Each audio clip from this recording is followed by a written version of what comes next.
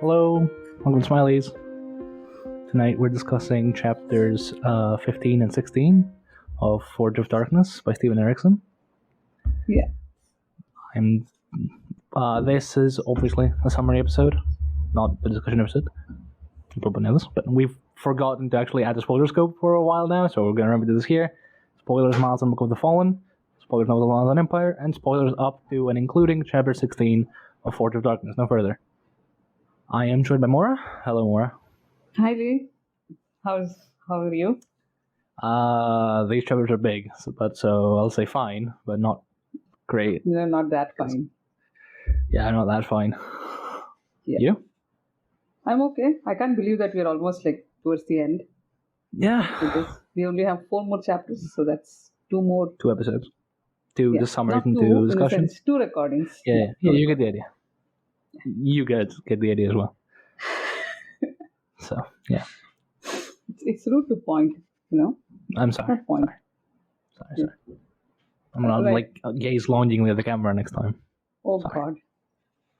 It's been a while since you brought up rugged charms and, Yeah, because I don't have like them that. anymore, I shave them away. Please, let's start. Shall we begin? I can't wait Yeah, to we read probably chapter should. 15. These are big enough on their own. They don't need us to by the runtime. So just before we start 15, I just want to say, when I read it for the first time, chapter 15 was one of the toughest chapters for me. And that miscommunication is when we started talking on the sub, actually. Because I said 15 is my most favorite chapter in entire Malazan, and you forgot the number and you said, yes, it's my favorite too, because you actually meant 14. But no, 15 is the one because it was just dreadful. That entire sense of dread. We know what has happened with Anestia, and we know that the discovery is yet to occur. I think you can tell me in better terms, which Aristotle used in his poetics and all that. But the thing is, we know what is going to happen, and the dread Do you was want me just... to? Yeah, you can, please do. I mean, yeah, that's called I tragic forget the irony. technical terms. Okay, right. The audience knowing something that the characters do not. It's called tragic irony. Right.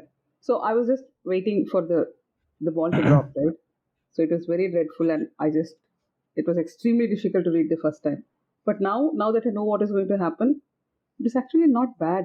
It was only that one scene, and that scene was... There's not much graphic stuff or cringy stuff. It's mostly just people talking. But is what we're here for. You know what is going to happen, and you already have been set up that Anderist is going to lose his shit when he's going to find out. But he sort of takes it, he's not that broken about it. It's not like he becomes Kadaspala type of grief, right? It's just grief, which is normal, expected grief. So anyway, it was even more enjoyable on the second time. And Hish remains our number 1. Do you dispute this? Oh, you do. Fine. No, not really. I know. You had some objections, but I don't think you have any more now. Right, okay. Scene 1. We'll begin. Scene 1 is... I'm not sure where this place is, but at some place, General Hust has prepared the sword, which the first son of darkness had ordered, which was a silent Hust blade. And this we see through Calaris' POV. Yeah, go on. Just before we go on.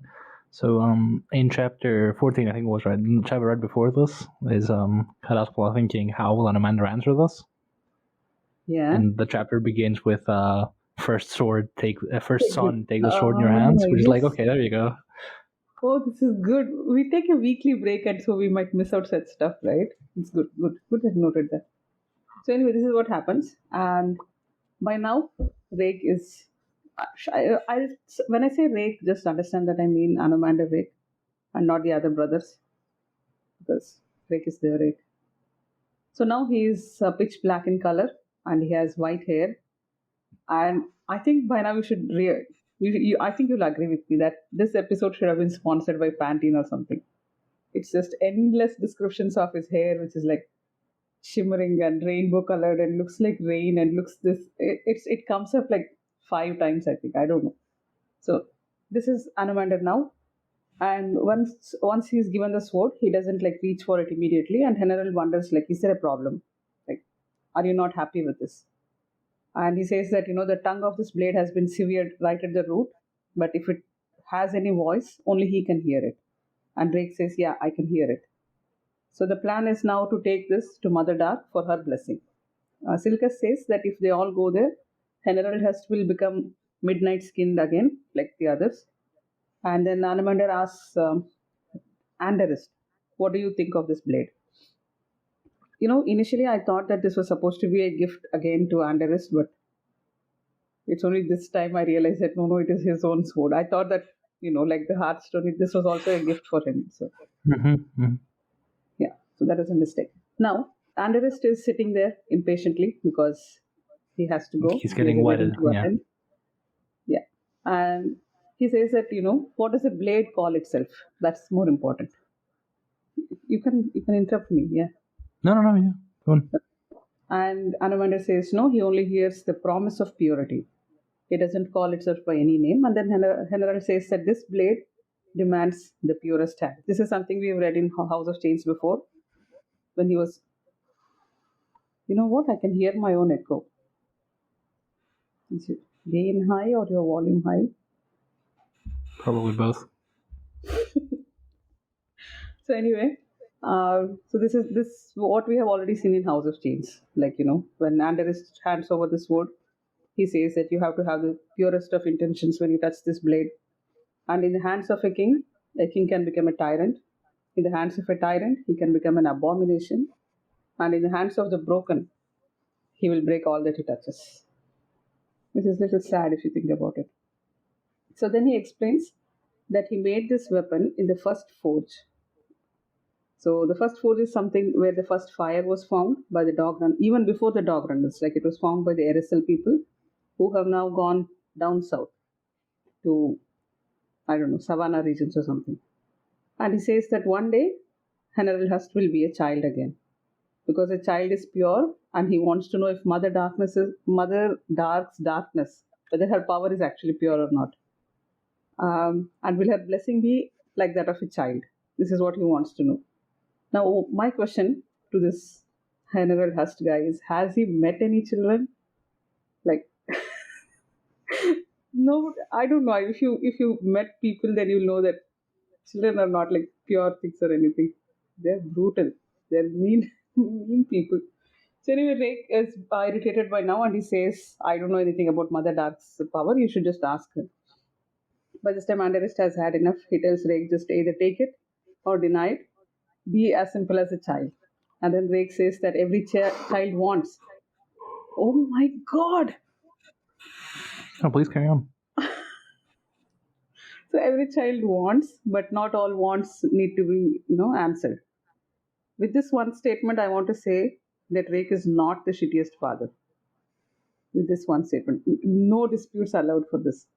So anyway, then he takes up the sword and says that, yeah, let's go to Mother Dark. Kelleres and Galarbares are going to accompany them. And Anderist will go and meet PND. I'm not attempting. PND at the gate. Silchas has a meeting with Scara Bandaris and then he'll join them. And everyone leaves. This whole scene, this type of a sequence, it's like a stage play, don't you think? To me, this whole chapter 15, at least the things happening inside the citadel, it was set up very Shakespearean way because things happen in limited locations and the dialogue is very like statement type of dialogues, or like meant for an audience type of dialogue. It was not like casual. Yeah. Like a quote is like in the hands of a tyrant in the hands of a king he becomes tyrant, not a tyrant. And in the hands of hands of a tyrant he is made abomination. In the hands of the broken he breaks all that he touches. It doesn't even use like proper conjugation and stuff. It's more archaic forms, right? So yeah. So anyway, now they start walking, and because they're walking, they have to do some thinking. And Kelleres starts thinking about how the city and the whole citadel, everything is in confusion after this thing happened, right? And right now there are no more boats on Dorsadrill. All the boat people have disappeared, and High Priestess Sintara has fled. Deniers are being murdered, and there are rumors about the Legion. Hunral is missing, and so far nobody has done anything. Not the Highborn, not the First Son, no one. What? Yeah, pretty much. Yeah. Killeris thinks he is distracted, that probably Rake is distracted by his brother's wedding since they don't have a father. He is standing in the place of the father and, doing all the work. And then he thinks of the deniers, and this is what I was bringing up last week, that they have the color of whatever ground they squat on, and they have eyes the color of streams and bogs. And we decided they are slightly racially divergent from the Taist and not pure Taist. So that's one more reason why deniers are being targeted. And so anyway, they are very unsophisticated people according to Caleres, and he can't believe that they are part of some grand conspiracy to go around killing high bonds and anything like that. And right now the citadel is still damp and moldy. General even comments that his mother are still being assailed. And Rake says, no, this is not a battle or anything, it's just that she is indifferent. And even the path that leads to her has no reverence or anything. And then he asks, what about the temples? How are the temples sanctified? Rake says that if the priests and priestesses, if their zeal was enough, then those places would be sanctified by now. Slut shamer. Then all of a sudden, Rake stops and asks, where is the Hust Legion right now? And when did you last hear from them? That's all he asks. And this is what, this is why we say Malazan is competency porn. Because he just asks and starts walking away, and General tells Galar Burrus to start riding and meeting and to bring news to Taurus Redon. Right? And Galar has no idea what is going on. He asks what message he has to deliver, and he's scolded by General. Keep your wits sharp, just like Jane scolded Krill in the last chapter. That pay attention to politics. This is something I just really enjoy. So he says civil war has begun. And now Mother Dark calls upon the Hust Legion, and this is what we need to do. And their weight will give pause to Urusander. That's the plan.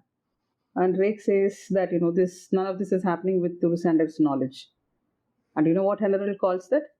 It's only someone who knows his warhorse well would have given it free rein. And then, but Mandy says, no, maybe he's still Well, on the if warhorse. Unral is a warhorse, then best pray that he holds on tight because he does truly ride blind. Blind. And Urusander being blind is brought up extremely, I don't know, repeatedly being blinded. Urusander specifically, not just others, but him specifically. Too much light is blinding, right? So General asks if his faith is being questioned. Will not address that. And General asks, just before they reach, one more time, Anamander stops him and asks, once we enter, you will not be the same man who exits. And General says, he doesn't care about his skin is my turning faith dark. to be questioned on the threshold of power? Yeah. And he says, it's not just skin changes, but you're going to be a changed man. And then finally, I don't know, General breaks down and says something like, he's holding the blade like it's a child, and he's like a terrified father. And then he asks Galar Burrus to bear the weight of an old man for this. And Galar Burrus being him, he says no, he will bear the strength of his lord's will and he will not yield. Then they start going, and General wonders if bonds like this between the past and the future, between father and son, if such things could be severed by a blade like this one. Okay, so we'll move to scene 2. Which is a fun one because it calls back to Midnight Tides, the prologue of Midnight Tides. So we have Silchas placing a hand on Scara's back, and the man flinches. And then they're, overseeing these 20 Jalek hostages, and nobody knows what to do. The Citadel doesn't want them. And they're wondering, what do we do with this? And they wonder who asked these people to send hostages. Then they think it must be some smart negotiator who just added this demand, not expecting them to actually follow through. But now they have done, and they have sent these hostages, and nobody has a plan for them. Then they start talking some unrelated things, and they say something like, they will run far away and fall side by side under dark skies, but it would be welcome because of the company, and all sorts of things which do not track with the Book of Fallen. Character assassination is what I'm saying. You not want to my tell captain. us your hashtag? I thought it was not my captain. blood eye. No. Okay. Oh yeah, that too. Not my blood eye. Captain Hout too. He's also a captain. Hout does track though. Hout is pretty much the same guy we see in the Book of the Fallen. So Okay, I don't remember much of seeing how basically. Well, he is a cracking wise jacket. Like, okay, that doesn't say very much, but Yeah, sure. He's cracking Wise jacket of what? Number two, number three, number one seven. of 14. Okay. So anyway, they talk all this and then they decide that let's give all these hostages to Kagamandra Tulas as a wedding gift because he Yeah. is marrying someone who is too young and too beautiful for him. So this is what I mean. All this is like fun stuff if you're not thinking about what is going to happen at the end of the chapter. But because I was so caught up in anesthesia, it was really hard to get through the first time. Now it's fine. Then they think that maybe these pups will enliven him. He can become more engaged with life and all that. And then Scara as a throwaway, he asks Silkas like, "Why are you still like white in color?" And he says, "No idea." He also had knelt along with all the others and pledged himself. But even then, his skin has not turned color. And Scara just asks, "Are you without doubt or something?" Silkas just shrugs and looks away. He doesn't bother answering. So we can take it however we want. And then he wants to rejoin his brother. Scara is going to write a note to Kagamandra and ride north to join his company, who are sitting tight in the forest, following their captain's orders, doing nothing. Right. Yeah. Yeah. And then they discuss all the rumors going on. And Scara says he wants none of it. Killing deniers to bring back the Legion is an unworthy cause, and he doesn't want it. And Silkas also mentions, yeah, it's oh, right, yeah. And then, are we going to get a defense of Scara Banderas anytime soon? No, probably not. I mean, We don't need it. he appears in the prologue minute dies and then never again. So Okay. So anyway, Scara mentions that Usander is being led like a blind man. One more thing about blind. Then they say goodbye, and as they're leaving, do you know what happens? You know what happens? Two of the pups start fighting, the teeth flashing and feathers flying and all that. I don't know. I don't know why this had to show up here. Anyway, this happens. Now, scene 3. Where do we go? Hish Tulla, from her main house, she has come to her side house, which is a city house. This is so distracting. Sorry. Yeah, then she's received an invitation to be a date at Andrew's wedding from Anumandir. Yeah. But then she thinks that it was sent out of pity and she doesn't bother replying. And it's been a few days, so maybe he's forgotten about it. All sorts of, normal thoughts. She has all these normal thoughts. And then she also thinks about her reflection, just like Emerald. And she's jealous of that woman who she sees, but she doesn't want to catch her eye at all because it would be, I don't know. She's weird about all those things. She prefers not to look at herself. That's the whole thing. And then she has work to do. She's not a jobless woman. One maid's grandmother has drowned in the cellar because of the floods, and she has so many things to take care of. But right now she is fully armored, and downstairs there's a war horse waiting, and Grip Galas is also waiting for her. This scene, I'm not sure if she's already met Grip and spoken to him, and then they're going to meet Anamander, and that's why she's dressed up in armor, or this is their first meeting. It's not very clear, but it has to be that they have spoken before, right? I'm not sure what like to take in general or just now. In this particular scene, like has Grip already told them what's going to happen, or Not sure, probably. I think so. Only that would make sense. But then that means Orphantel has been sleeping throughout and throughout. Till she gets fully dressed up, he's been sleeping. Anyway, it's possible though. Poor guy. Then Orphantel has a note for her, but Grip says that by now the ink would have washed away.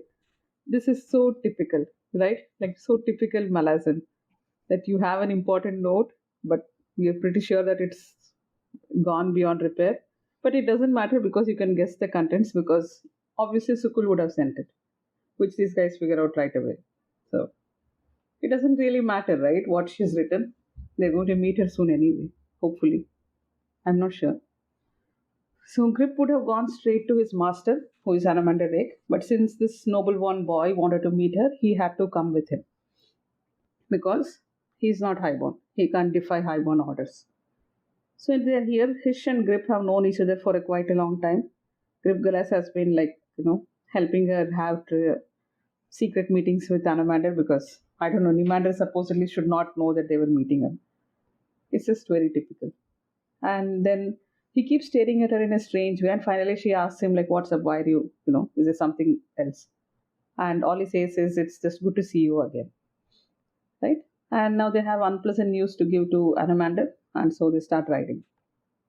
So that section comes up once they start writing and they start thinking, that is coming up. But right now we have gone back to the chamber of darkness, not the chamber of secrets, chamber of darkness. So inside we switch to Galar Baras's POV. He can't see a thing. So POV is very generous. He can't see. He can only feel Henry standing next to him. And then Mother Dark asks why she has to bless this. And he says her children have simple needs, and being, so clear about something is a virtue. She asks him if this blade will ease all his doubts, or will it be her blessing which would ease him. And he says, like a scabbard and a sword, he would have both. Okay? And Mother Dark then starts talking to Herald, and this is some weird stuff. Like, what is virtue? And he says, the finest virtues are those which flower unseen in a garden. And she says, my first son has no time for gardens. He's only, deals with hard stone. And a mother gets frustrated as us. And then he asks if she has new strengths to tell them to fulfill their fates. And she says before his desires, she will retreat, and refusal is necessary. Because what is risked is something which should not be chained would be chained. Really? Can you really make out anything here? At this point, you're not supposed to. What? She says What am I something looking like for? this is in chaining what must not be chained. So Yes. anyway, We know what that is. No? do we know this in the summary or do we know this in the discussion? We can guess. What does Mother Dark is concerned? What is Mother Dark concerned with? Well, for one, we know because the next chapter goes Mother into detail Dark. about this. There is a gate to darkness, and that has been Yeah. chained. And the wandering, if wandering ends, one Which day it wandering does must in end. the next chapter. Yeah, and then not yet. I mean, the first step is begun in the next chapter. Yeah, I mean, yes, but Yeah. you get the idea. So anyway, she asks General if peace is a virtue. I'm just moving on from that because I think we can discuss that more when the event actually happens. No? And he says he doesn't know about peace because he's just an exhausted old man. And Ooh. exhaustion is failure. And such questions are only for young people. And she tells Rake that there is war in Kural Galen. And so he says, give me permission. I'm going to take up this vote in your name. In my name? In my name? No. No. Yeah, because she is the prize. But if she is the prize, she is yielding her border. There's nothing to protect. She has no virtue because that's a very nice way she puts it. Like we say ship has sailed, and she say the horse has bolted, and even the dogs have stopped barking or something. It's very it's very nice. She says so.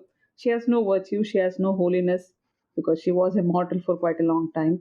So she herself is a prize, and anyone can reach for her. So what is there to take sword in her name? And then he simply asks if she won't bless the sword. She tells him it was already blessed in the making, and it just waits like a restless child in Lord Hust's arms. Then Rake, I don't know why, all of a sudden Rake asks, where is Draconis? And she says, he has gone to bring her a gift. And he says, that's all he ever does. This makes her angry, and she says, Obviously it Draconis does. is entire. I mean, she doesn't get angry over so many things. Is this the one she has to get angry over? She says, anyway, So she has expectations of Anamander, and he doesn't meet them he has over and over expectations again. of Mother Dark, and she doesn't meet them. So But who's in the right? I don't know which side right and which side left is. We're reading in a book. Hilarious. Okay, yeah, please carry on. I know. So anyway, Mother Dark says that Draconis is entirely mine and Anamander Lake is also entirely hers. So she would not have such talk. Not in my household or something. So then he gets angry, and what does he say? By title I call you so, as you ask of me, but mother to me you are not. Oh, that is so good. Mother to me you are not. So anyway, he says that, And she gets angry and she tells him, if you're that, if you don't care, If you're just not my son, then wash the darkness from your wash the skin. darkness from his skin. And he says, what kind of a prize are you? No virtue, no holy or nothing. So, what kind of a prize are you? And then he goes on a long rant saying, give me something to defend. I'm a warrior. Give me something to fight. Should I fight for justice? Should I fight for protection or whatever? She doesn't bother answering. And then he takes his sword and walks out. With this, General becomes, suddenly a broken old man. He sags. He almost loses consciousness and asks what happened. And Galar Baras tells him it's done. The sword is blessed, which is a total lie. And then they leave. And when they leave, he realizes that, what Anamander meant was right, that his lord has changed. He's no longer the man who entered. Should we go to But he scene does not 5? mean the ebon hue of his skin. Yeah. So And then it's it's Rise and Cedar Pool and Emerald talking about all sorts of shit. Okay. this scene, if you were only to look at the plot, is Rice Herat on the terrace, looking down and seeing the sons of darkness going out to their wedding.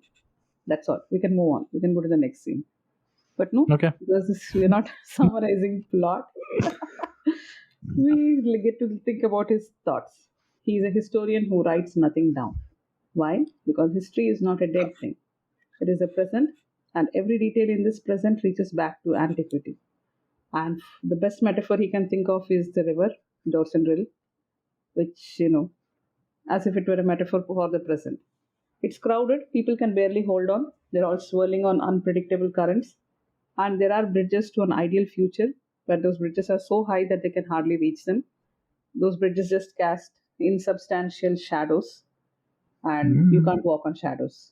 Can you? Can you walk on shadows? I think you can, but not on shadows on a river. So he has an instinct to throw himself down, which by now we know that it was because Sedorpul told him to kill himself. Not a good guy. But he knows that if he did that, he would pick falling into the river each time. And perhaps one day he will Walk in happen as shadow. victory. So yeah, then flashback to his earlier meeting with Emerald, Sedorpul, and Dest. And Sedorpul says they have lost a third of their priesthood to Sintara, and her cause is not the same as deniers. So he asks, like, is there a war of three religions now? Who knew? And Rice struggles to come to terms with the black skin blessing they've all received now. They're all being called the Andy. And he's asked for his thoughts, and he responds that Sintara is with Urusander now, but isn't that confusing their cause? How can she take, be against the deniers and be with Mother Dark and be with Urusander? It's confusing. And Sedorpul says the cause is confused enough. These guys are beating down the poor to hit back at the highborn. Like, I think we can just put a meme for Sedorpul saying, make it make sense. It doesn't. It doesn't make sense. Nothing makes sense here.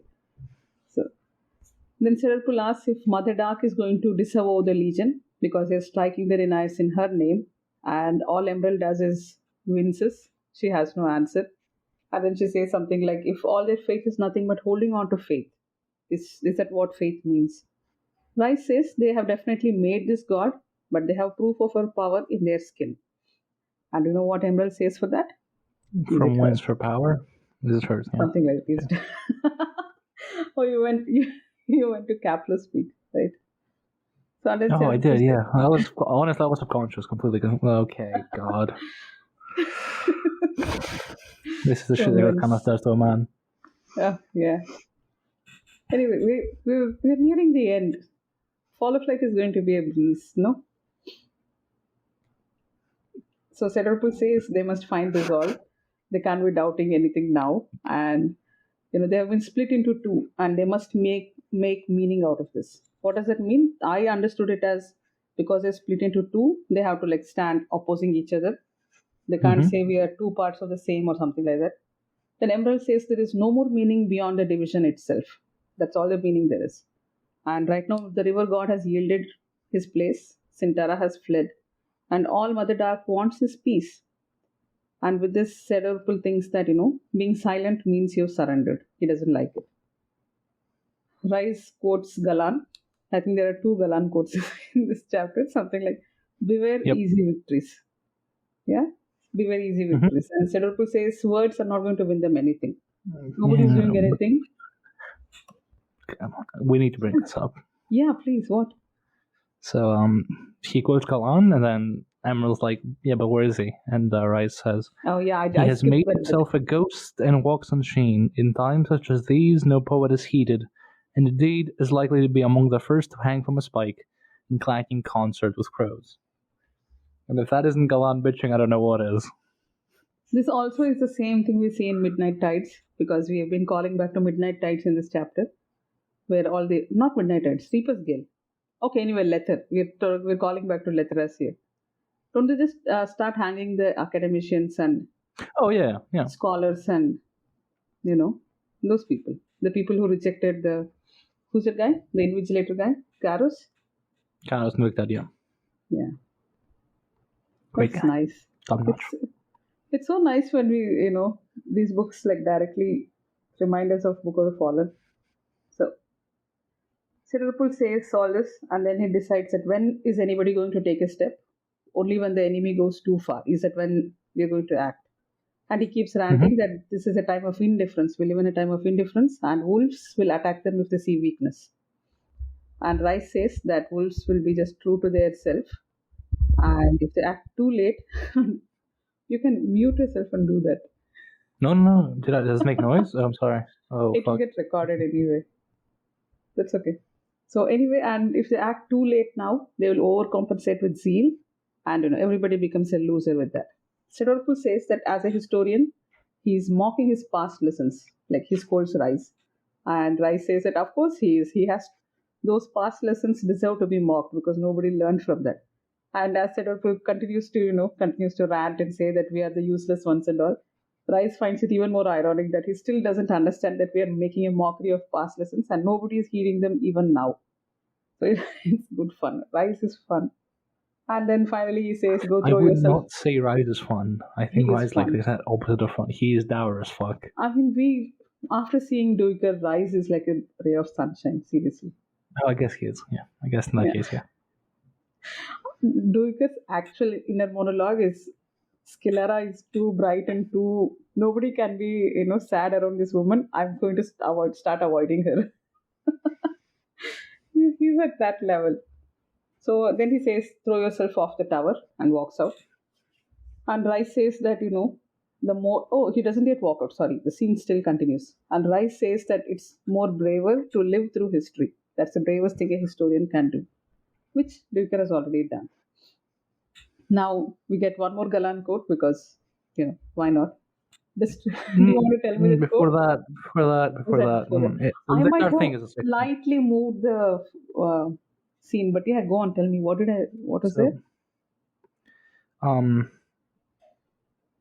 so Rise basically says after the history raid against Liverpool, like that we all swim in the same river, and then Emerald says in which even the wolves will drown, Yeah. and then Rise goes go on. Destruction spares no crown, and I say this unto every. Until the I Lords. say this unto the lords behind every door, from hovel to palace, which is Yeah. fairly succinct. It's Do you it's want nice. to? Okay. I thought you were going to simplify it further. Everybody's I going to mean, die. Is that yeah, what you're saying? we're the realm marches to self destruction Yeah. and dissolution. But no, we're gonna say this in like 3 different ways, increasingly verbose. Yeah.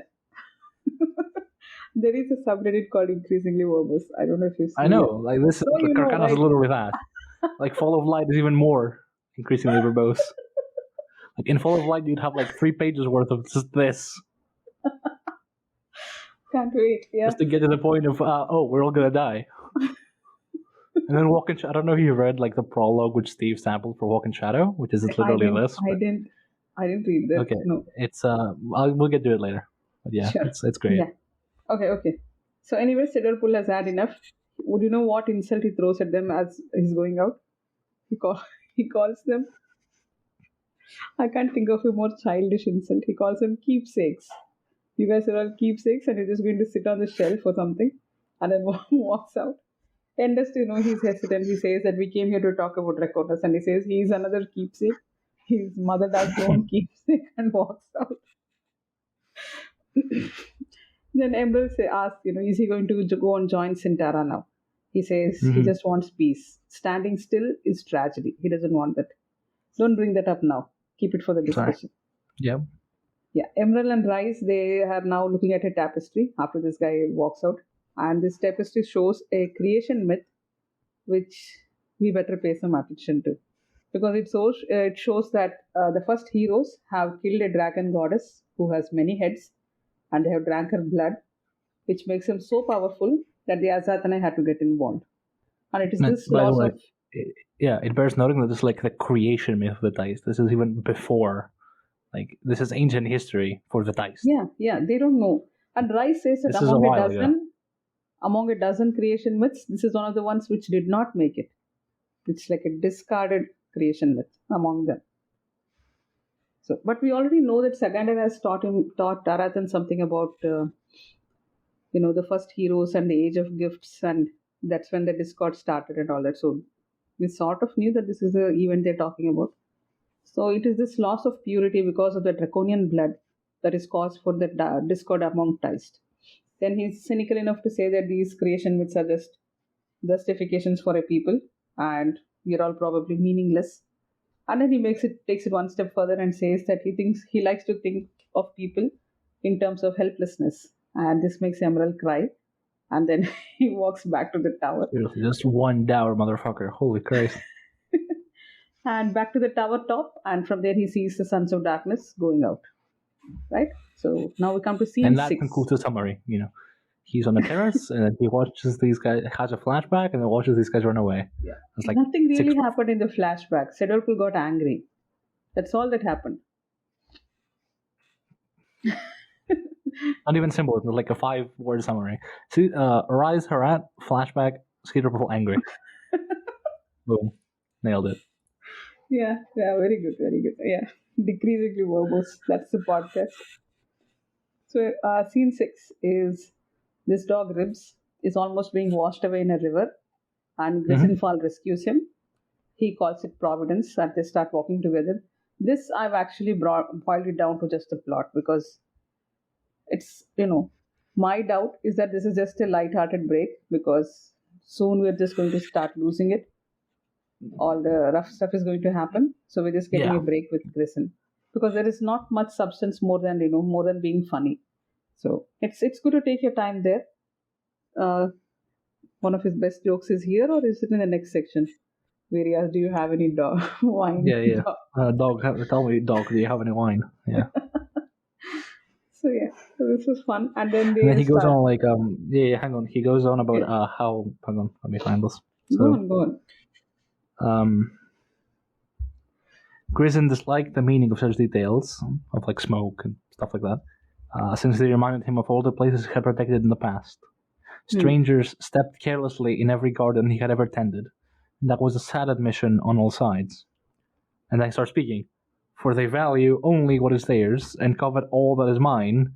But should we meet, we might invent economy or theft, or both. Yeah.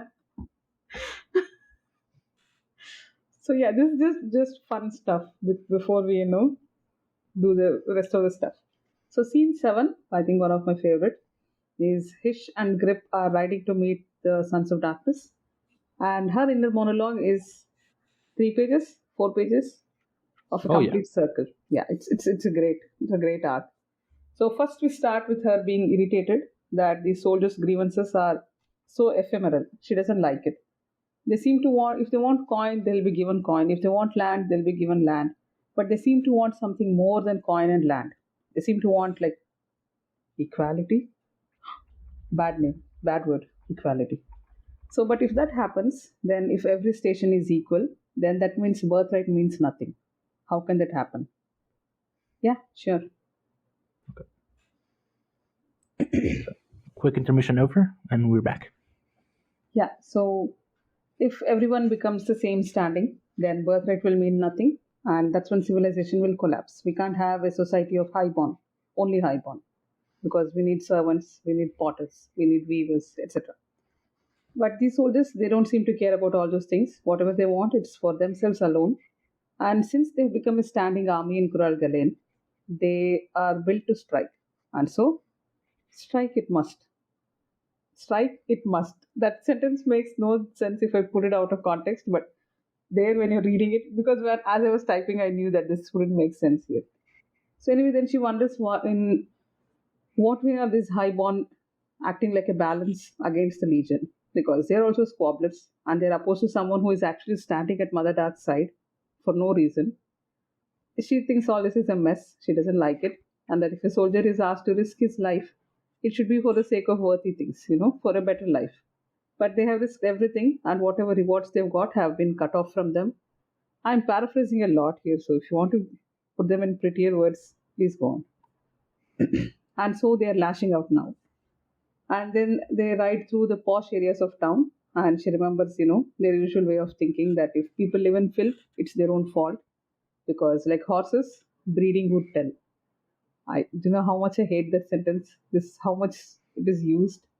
Like breeding will tell. Anyway, lately she has begun to have doubts about this because it seems a little bit too self-serving. And I think you mentioned someone else had the same thought that it's a bit too taste-centric. Ivis was it? Yeah, Ivis in last chapter. Yeah. Yeah.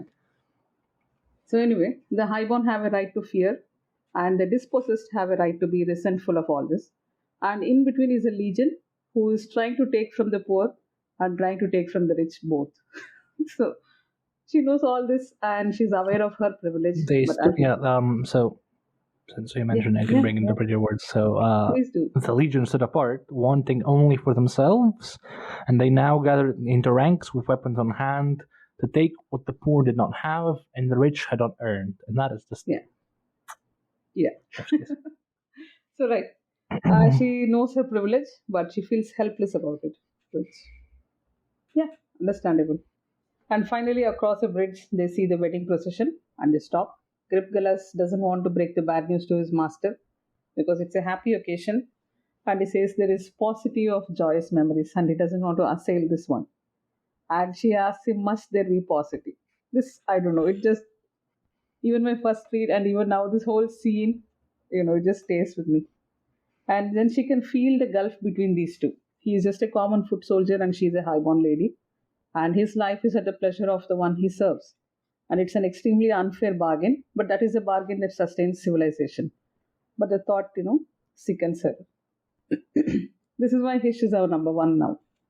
And then Grip says that he is a wise man who doesn't think too much. He is wise because he doesn't think too much. So he says something like, we should be like a bird which just builds its nest, lays eggs, finds food, and so on. And Hish asks if we are birds. Are we birds or something? And then he says, no, but because unlike birds, we think our nests are too small and our chicks are too disappointing and our mates look uglier every day and all that. She laughs at this and then he says that whatever bargain he has with his master, it was knowingly done.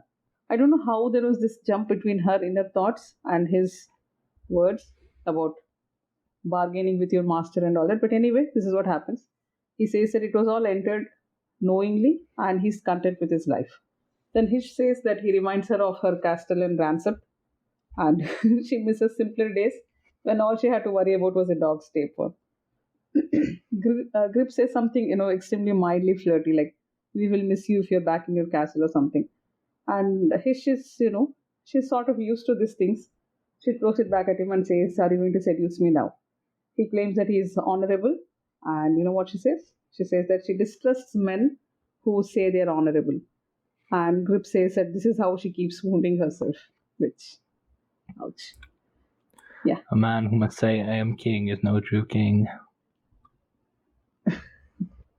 So anyway, and he says something like, I'll pay back for the clothes that you provided. And she says, I did not sell them to you. I did not loan them to you. What? No, just... Yeah. I like to win. What did I say? I really like the quote. That's all. Yeah. So then Rake has seen them. He stops the procession and rides first. He dismounts and he compliments his new skin, saying, I don't know, you've been blessed. I don't know, something. He says something nice to her. And she has something snarky in response, like, it hides my age. Is that what you're saying or something? And he feels sort of hurt. And she remembers that, this is what Grip meant, that she wounds herself by these things. Yeah. And then Rake knows that Grip has some unpleasant news for him. But because he's a massive flirt here, he says, "Give me one more moment," and continues to flirt with her. He asks her to get down and then says that he's embarrassed that he sent an invite at all. But then she is embarrassed because, she thought it was sent out of pity and all that. Then he wonders why Grip has met her first and not him. But she sort of gets annoyed and says, "It's his tale, he's going to tell you." Then Rake says that he sort of, does a good wingman thing for Grip and says that he doesn't view you like a father. And then she says that, yeah, I'm beginning to comprehend that. And she feels very unsure about all this. But he still continues to ask her to be his date and says that Grip is not a jealous type. So, will you be my date or something? And this is, max flirt level Anamander Rake. This is. So, then he says. This is the same guy that would slut shame Sintara, by the way. Everyone.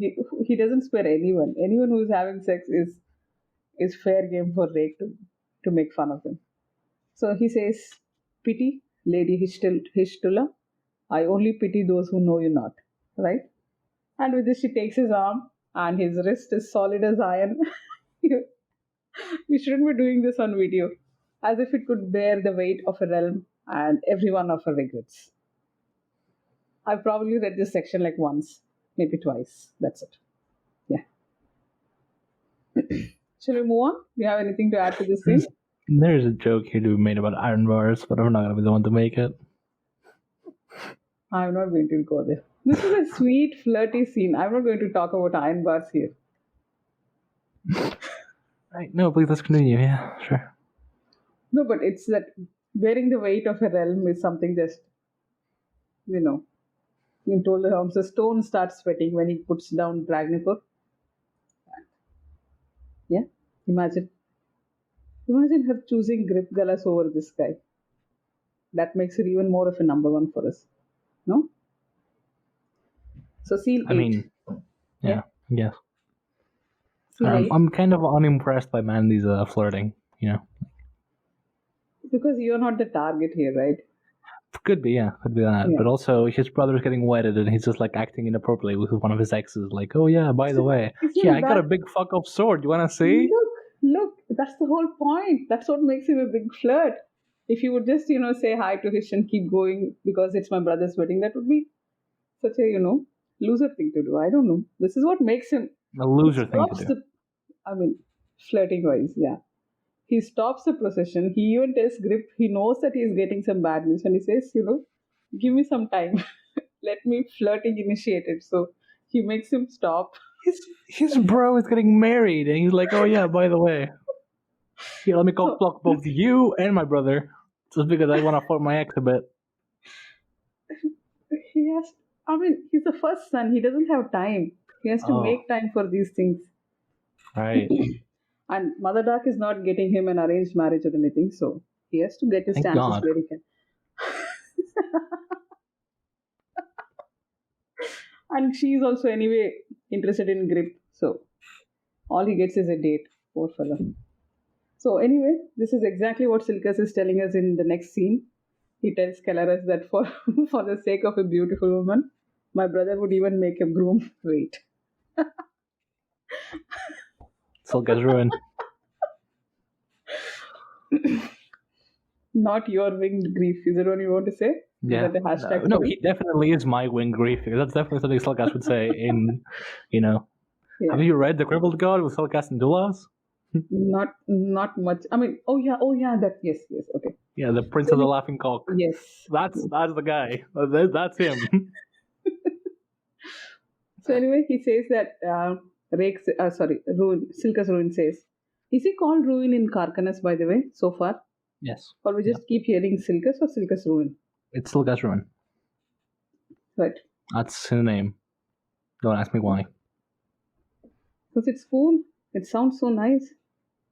Silchas Ruin. I mean, yeah, but if he's is he Silchas Ruin of House Purik? Why? What? Okay, that's his middle name. Why would he? His middle name should be Nimander, no? Is that his father? Okay, fine. Listen. How's Ines? Why is she called Ines Dia? Is she the only woman in the whole family? Names don't make sense here, sorry. There's a pun with Silchas ruin, which we're not going to do. And so yeah, he says something like if he was expecting Hish to refuse. You're just laughing and not I have trying really. so hard not to. If you're not on video right now, I have like the shittiest eating grin right now. Like I've devoured a whole bucket of like crap worth, and like I'm just smirking. So Okay. yeah, please continue. Yeah, I am. You're the one interrupting me. Sorry. So Oh God. okay, and as Silchas says that he was sure that if he knew that he should accept his brother's invitation, he would have sent an invitation too, so that these two brothers could fight. They could cross swords, and the sky itself would darken with a storm of lightning and fire and all that. I really should stop. What are you? Please, if you have to get it out of your system, just say it out. He would cross swords and just like it's over a woman, and I'm just like, What? they would cross swords over a woman. Those I'm are edged sorry. blades. There isn't. This is what happens if you bring juveniles into a podcast. So I'm an adult, I promise. Oh God. Okay, please carry on. yeah. If I were on the other side, if I didn't have like the rest of the chapter to go through. Yeah, we promise this is a serious, like this is a serious podcast and a serious chapter. Like bad things happen at the end, but I can't help myself. I'm sorry. They were bantering about Tulla's sexual prowess earlier. It's not my fault. Oh, I skipped over that entirely, but that is so much fun. Right? Oh, the whole. It's not my fault. They're the ones talking about dicks and like how long people last in bed and making wagers about it. Like, I'm sorry. If you would ask for you dissemble, sir, and you risk our friendship by asking a wager on how long Tulas will last in bed, and I'm the one that's being a juvenile immature, I'm sorry. We're never gonna finish this raid. Please continue. I know. So Kelleris says, okay, fine, sorry. Silchas says, if that would have happened, brother on brother would have fought. But this is an old story, and many poets have written about it already, and so that's why they didn't do it here, right? This is like discarded storylines from Erickson, which is just showing us, see, I could have gone this route, but I didn't, like that. So anyway, they notice that Grip Galas is standing nearby, and they also feel slightly uneasy that something's going to go down. Even these guys feel uneasy, but Rake doesn't care. He needs the date, right? He can't walk in single. It's got a hot date, so yeah. Yeah. And then Kelleris says that there are too many forest fires all around, and they hope that the estates at the edge of the forest, I hope they don't catch fire.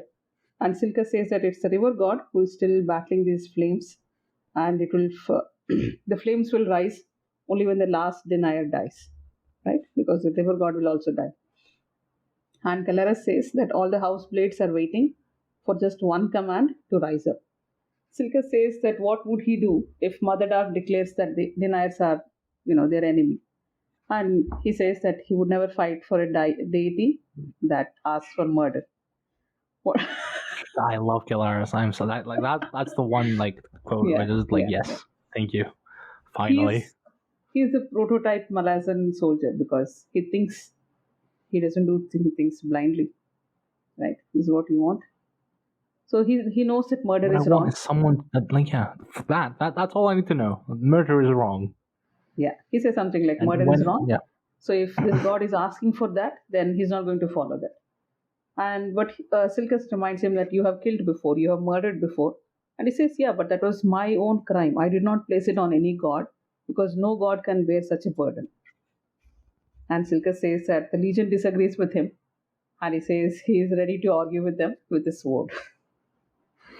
Arguments in iron, one Jaghut might call them. Oh, yeah, true. So anyway, they start riding. And like Silchas says... Sorry? This is going to be like 2 hours long. We're so sorry. Yeah. They know this. They know this is going to happen. We're getting worse, I believe, as the podcast is going. We're getting worse at summarizing. I thought we'd be getting better and more efficient. So. Find efficient. I have like a 5K word summary later. So, efficiency is a matter of perspective. Listen. So Silka says that Anderist is the best among them, and for his sake they will bring peace to the realm. And he tells Calaras that, like you, Anamander will also not murder in her name. So scene 9. Scene 9. Yeah, you can keep your reactions. I'm not going to respond. Scene 9. Grison comes across the estate. Do you remember this estate? The great house of Anderis? Stop laughing. Yeah. So the bodies have been rotting, and Providence the dog is so scared he doesn't even want to go near. But he says, "I'm sorry, dog. This is the path." And he goes in. He finds all the bodies, including the one wearing the traditional dress of a bride in waiting, and he meets Kadaspala, who is crying in a corner. And seeing his torn-out eyes, I think Grison has the best line in this whole chapter. And he says, "Oh, that was no answer."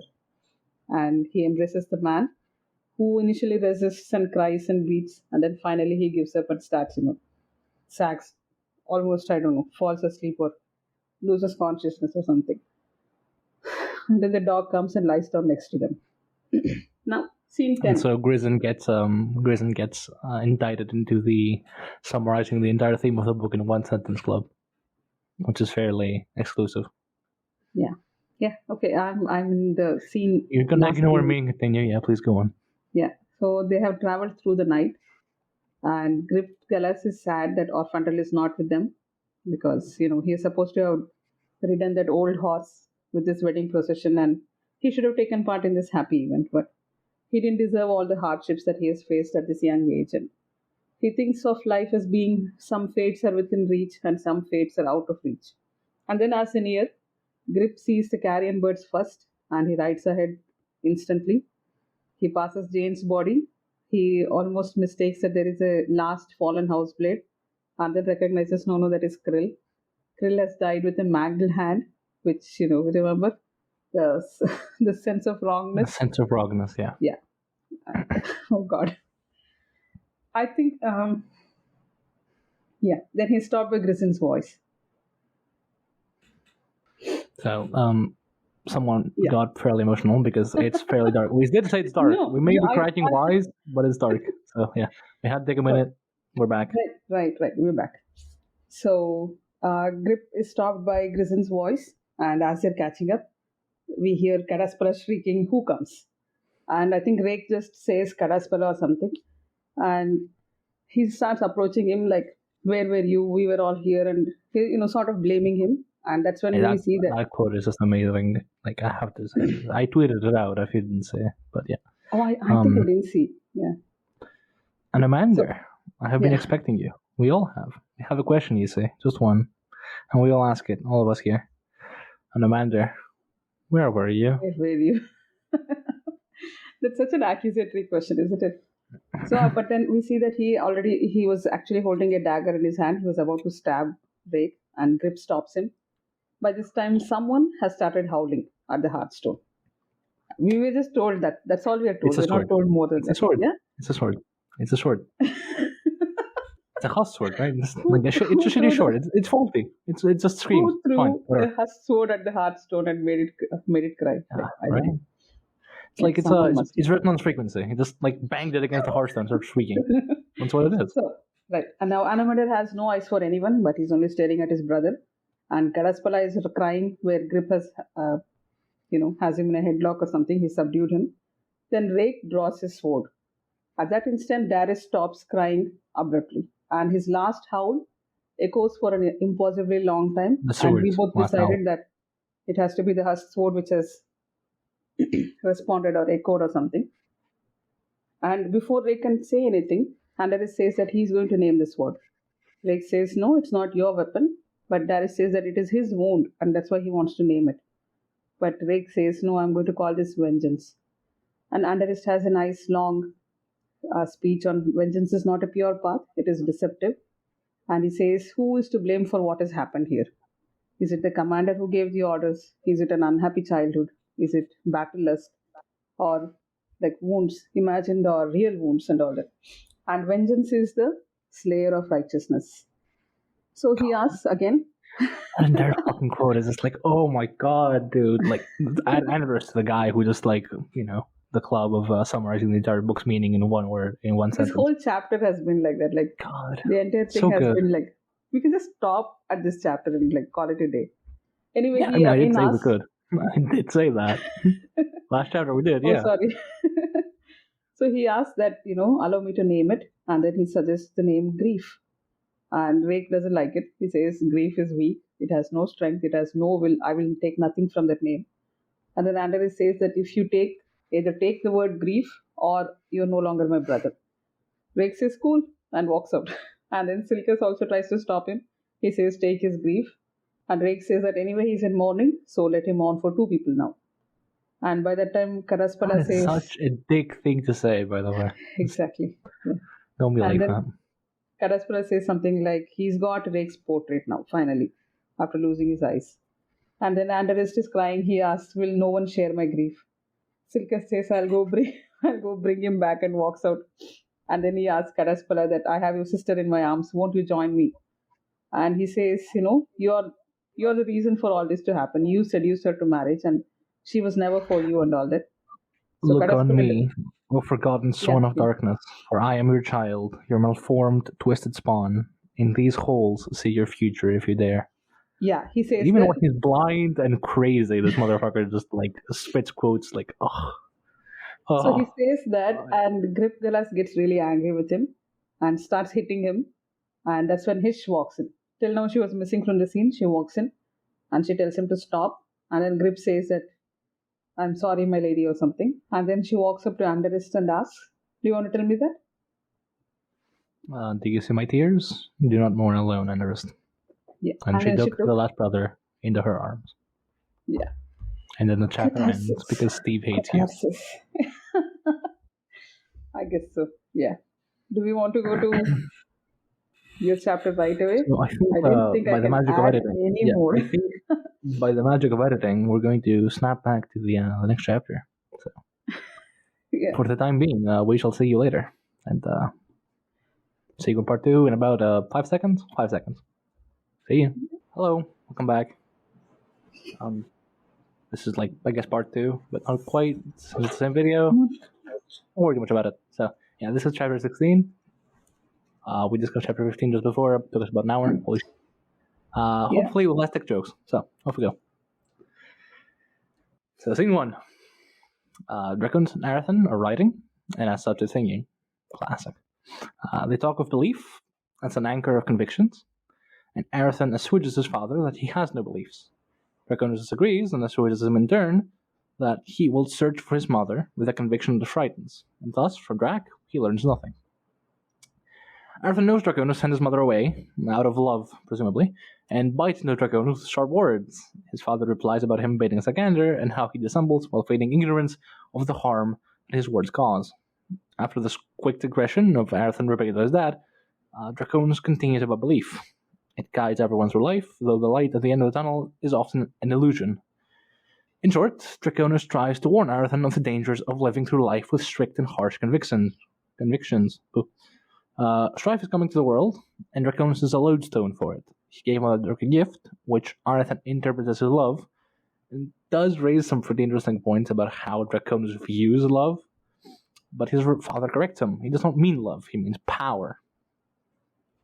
And Arathan contends by saying that power should never be a gift, which interests his father.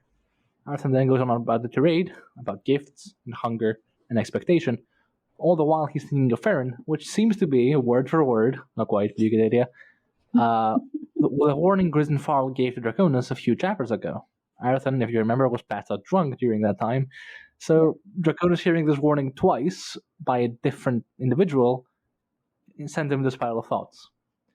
Every gift he gives seems to cost something of himself. He rarely sleeps nowadays, but weathers the night. Ooh. Yeah. So, Arathan would seek to avoid this fate, and he thanks Draconis for his... Any normal person, if he gets the same warning from two different people on 2 different days, would hear it, right?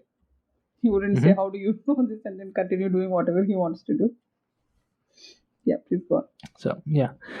Arathan then would seek to avoid this fate of, giving something of himself, and thanks Draconis for his unintended wisdom.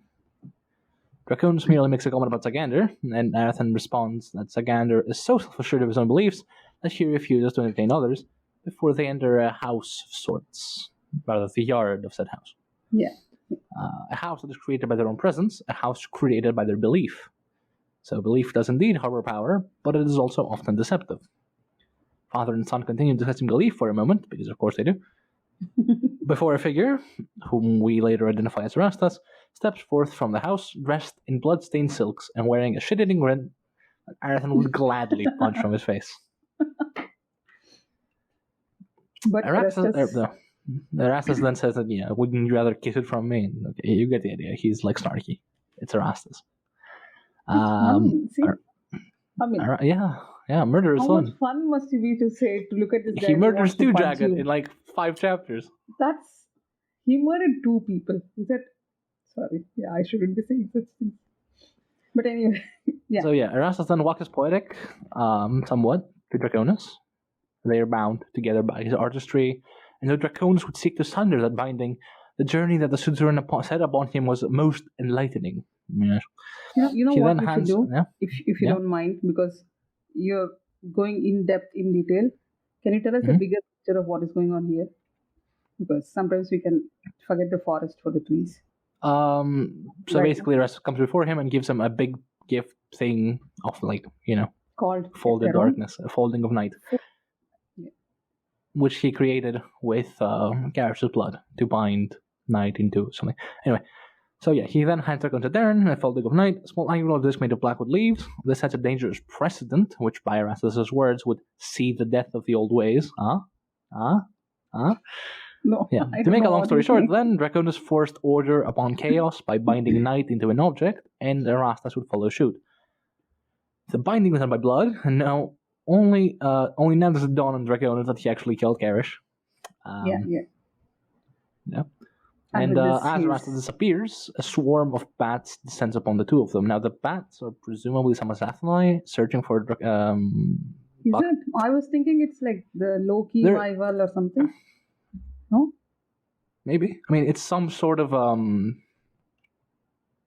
they identify as a hunter of Erastus, right? They're hunting him, and by his power, he keeps them away, and when he leaves, they descend down. No, it's because it's consecrated ground, so. Yeah, through his power. Oh, he consecrated because he killed a Jaghut there. He can do a lot that and a lot more with his newfound power, but yeah. So it's like vampires who suddenly discovered that they can drink blood, right? Mm-hmm. So Arathan then proceeds to think on this. Draconis' gift is soaked in blood, and Erastus is now made aware of how blood portends. He craves more. His hunger for blood will inevitably become expectation, which circles back to what Arathan was talking about gifts earlier, because Steve was good at writing. So Draconis adamant then that Mother Dirk's power will scour the chaos from the Terran. When night unfolds once more, it will purge this poison. Arathan surmises then that he's not planning to tell Mother Dark of the gift's origin. Draconis encounters that nothing stays broken forever. Arathan thinks that Cruel Ghislaine is not for him, and so Draconis' secret is safe. Draconis asserts that Erastus does not know that fear is a virtue, and so hunting him is unworthy. He evades Arathan's question, who lived here in the house that they just left. Who hunts Erastus? Are you going to lie to the Lord of Hate? Who lived in that house?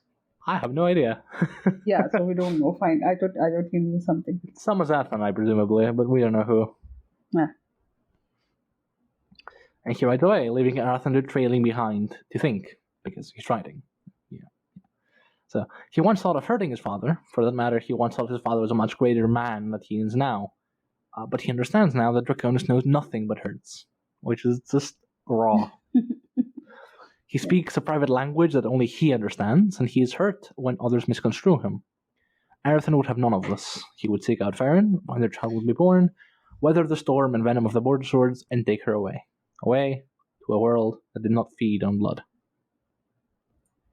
So, that happened. Do you have any thoughts before we move on? Yeah, sir. No, this is fine. I wanted that bigger picture because sometimes it's easy to just keep listening to the dialogue and then not know what exactly has happened. So he's used blood, he's folded night, he's gifted to Draconis. So Draconis is culpable, but he's going to keep it a secret. And Draconis knows that, I fucked up, but I can fix this. Because of course he can. I can fix him. Whatever. So scene 2.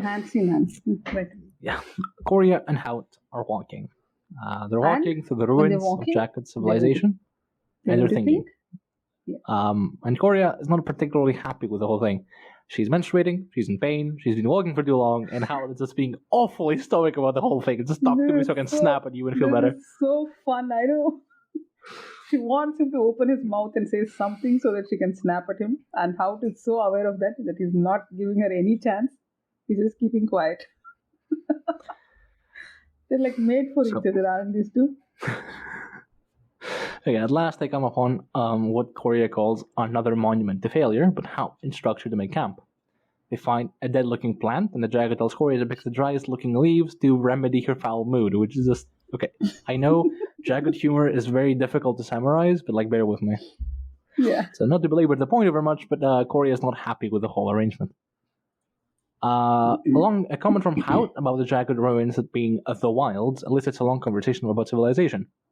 Korya deems this to be a civilization this being the Jaghut, to be a civilization on its knees, redolent with civil failure, and I'm starting to sound like Apollo again.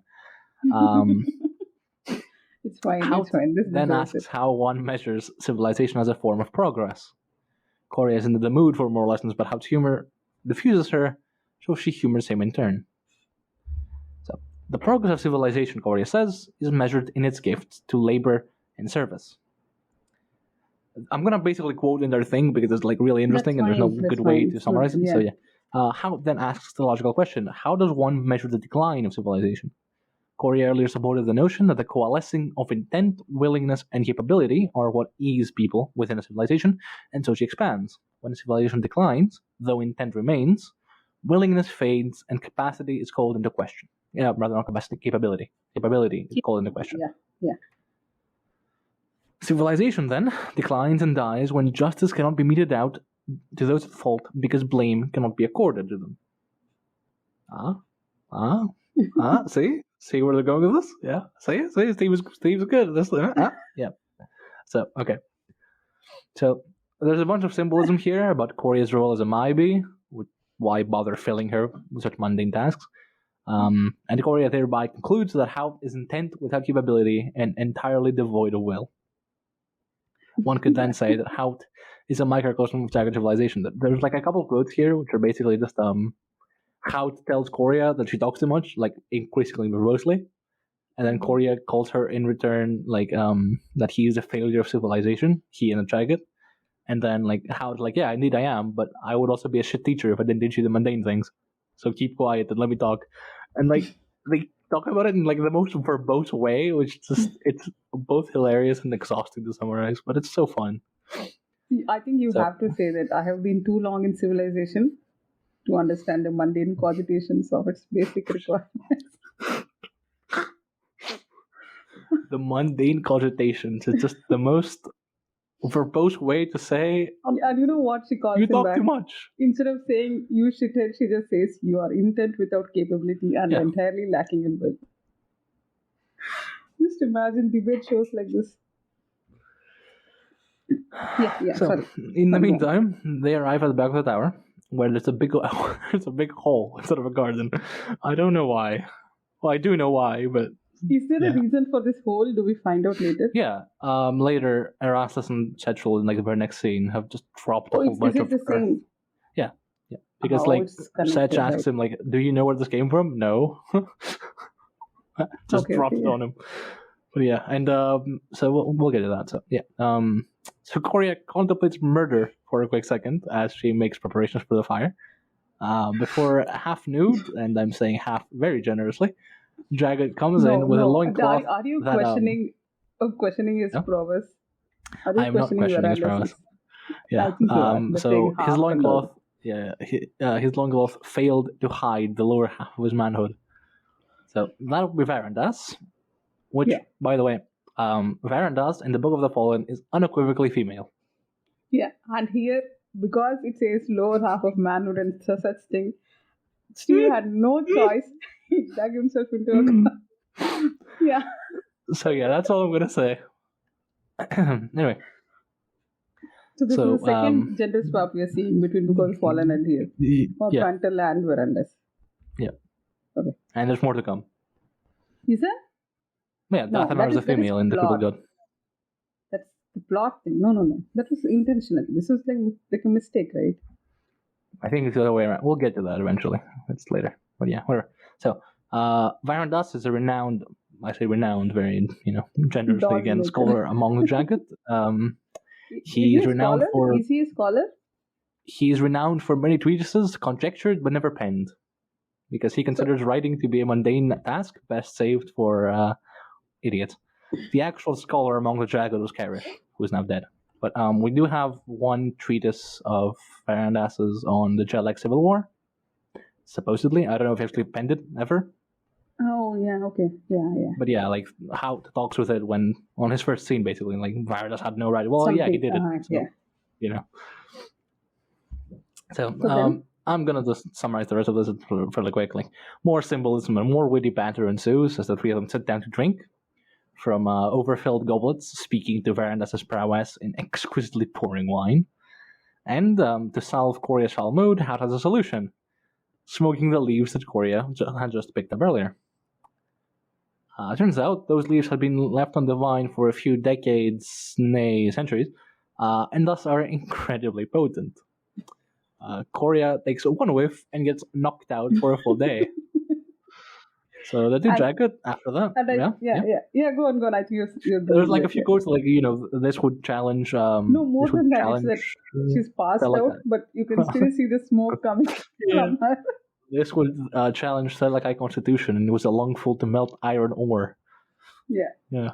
So the two Jaghut then rise to discuss matters. Case in point, the hole at the back of Paradis's tower. Gazing into the dark abyss, they wonder about the precedent set by Erastus and Hood's response. Hood has apparently been chained by the Lord of Hate in his tower, what they call an act of compassion and mercy. Yeah. But all the Jaghut now await his word. Hood would wage war upon something, which we know to be death.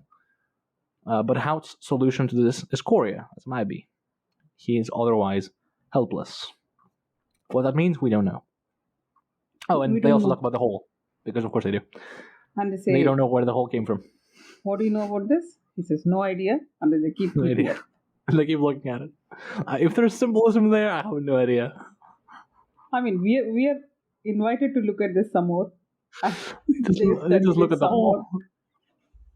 You know what this reminds me? It's like oh my god, it's like with 2001. That's like the black Sorry, thing. what?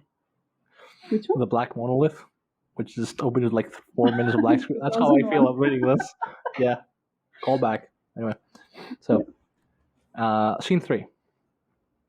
Erastus and Setchel are peeking through the rubble of a destroyed Azath tower and thinking so.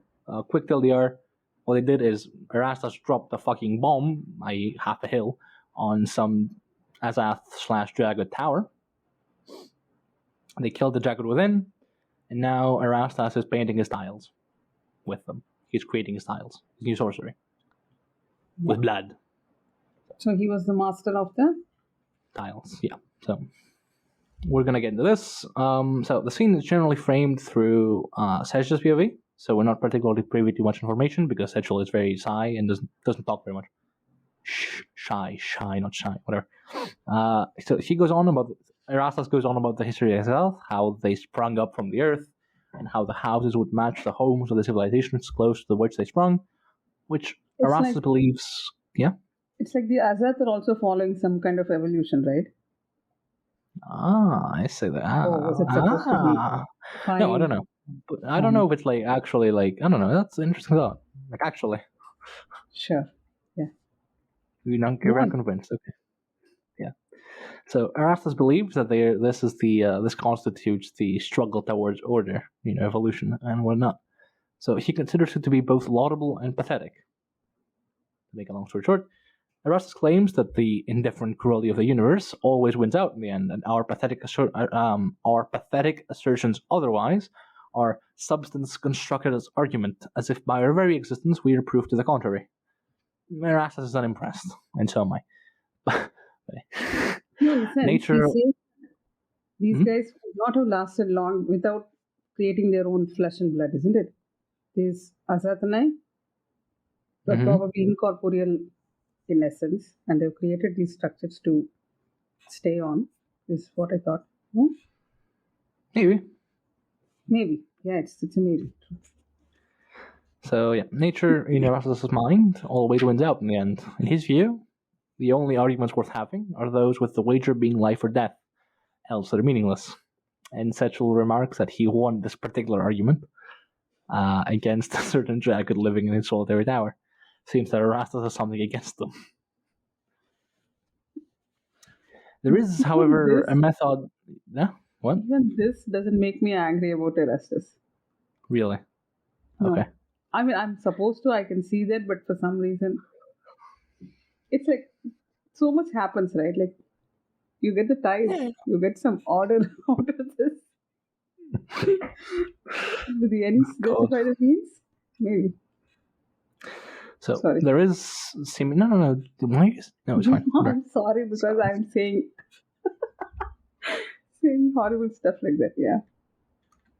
It's fiction. So, let's remember this is fiction. Yeah. At the end of the day, yeah. So there is a method to Erastus's madness, ostensibly the creation of the tiles and the assertion of order upon the chaos of cruel sorcery, which is interesting because this seems to imply that the sorcery exists through cruel, and how it talks about it later. Something about, yeah. Something exists, like cruel has made sorcery, but it hasn't made warrens yet. There isn't order imposed upon them. Sorcery is still being created. That's why... Yeah? I thought it meant warrants are already there, but they're not like as clear-cut as the ones which later get aspected using... This raises the question of what constitutes a warren. Mm-hmm. Like, to is me, just, whenever a we warren talk about... just sorcery from Cool's blood? Is that a warren? Then yeah, sure. Yeah, that's is a warren aspected, targeted sorcery anchored by a lent?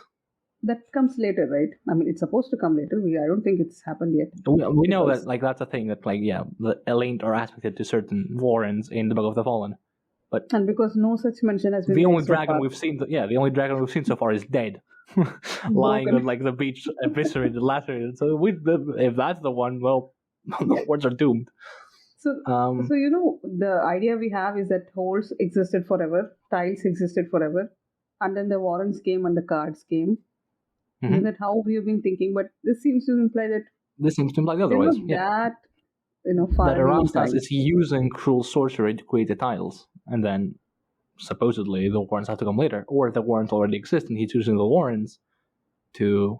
because even Seth says something like, isn't it ironic that we're going to use Krul's power? Yeah, he is. To undermine his power. So this is good. Yeah.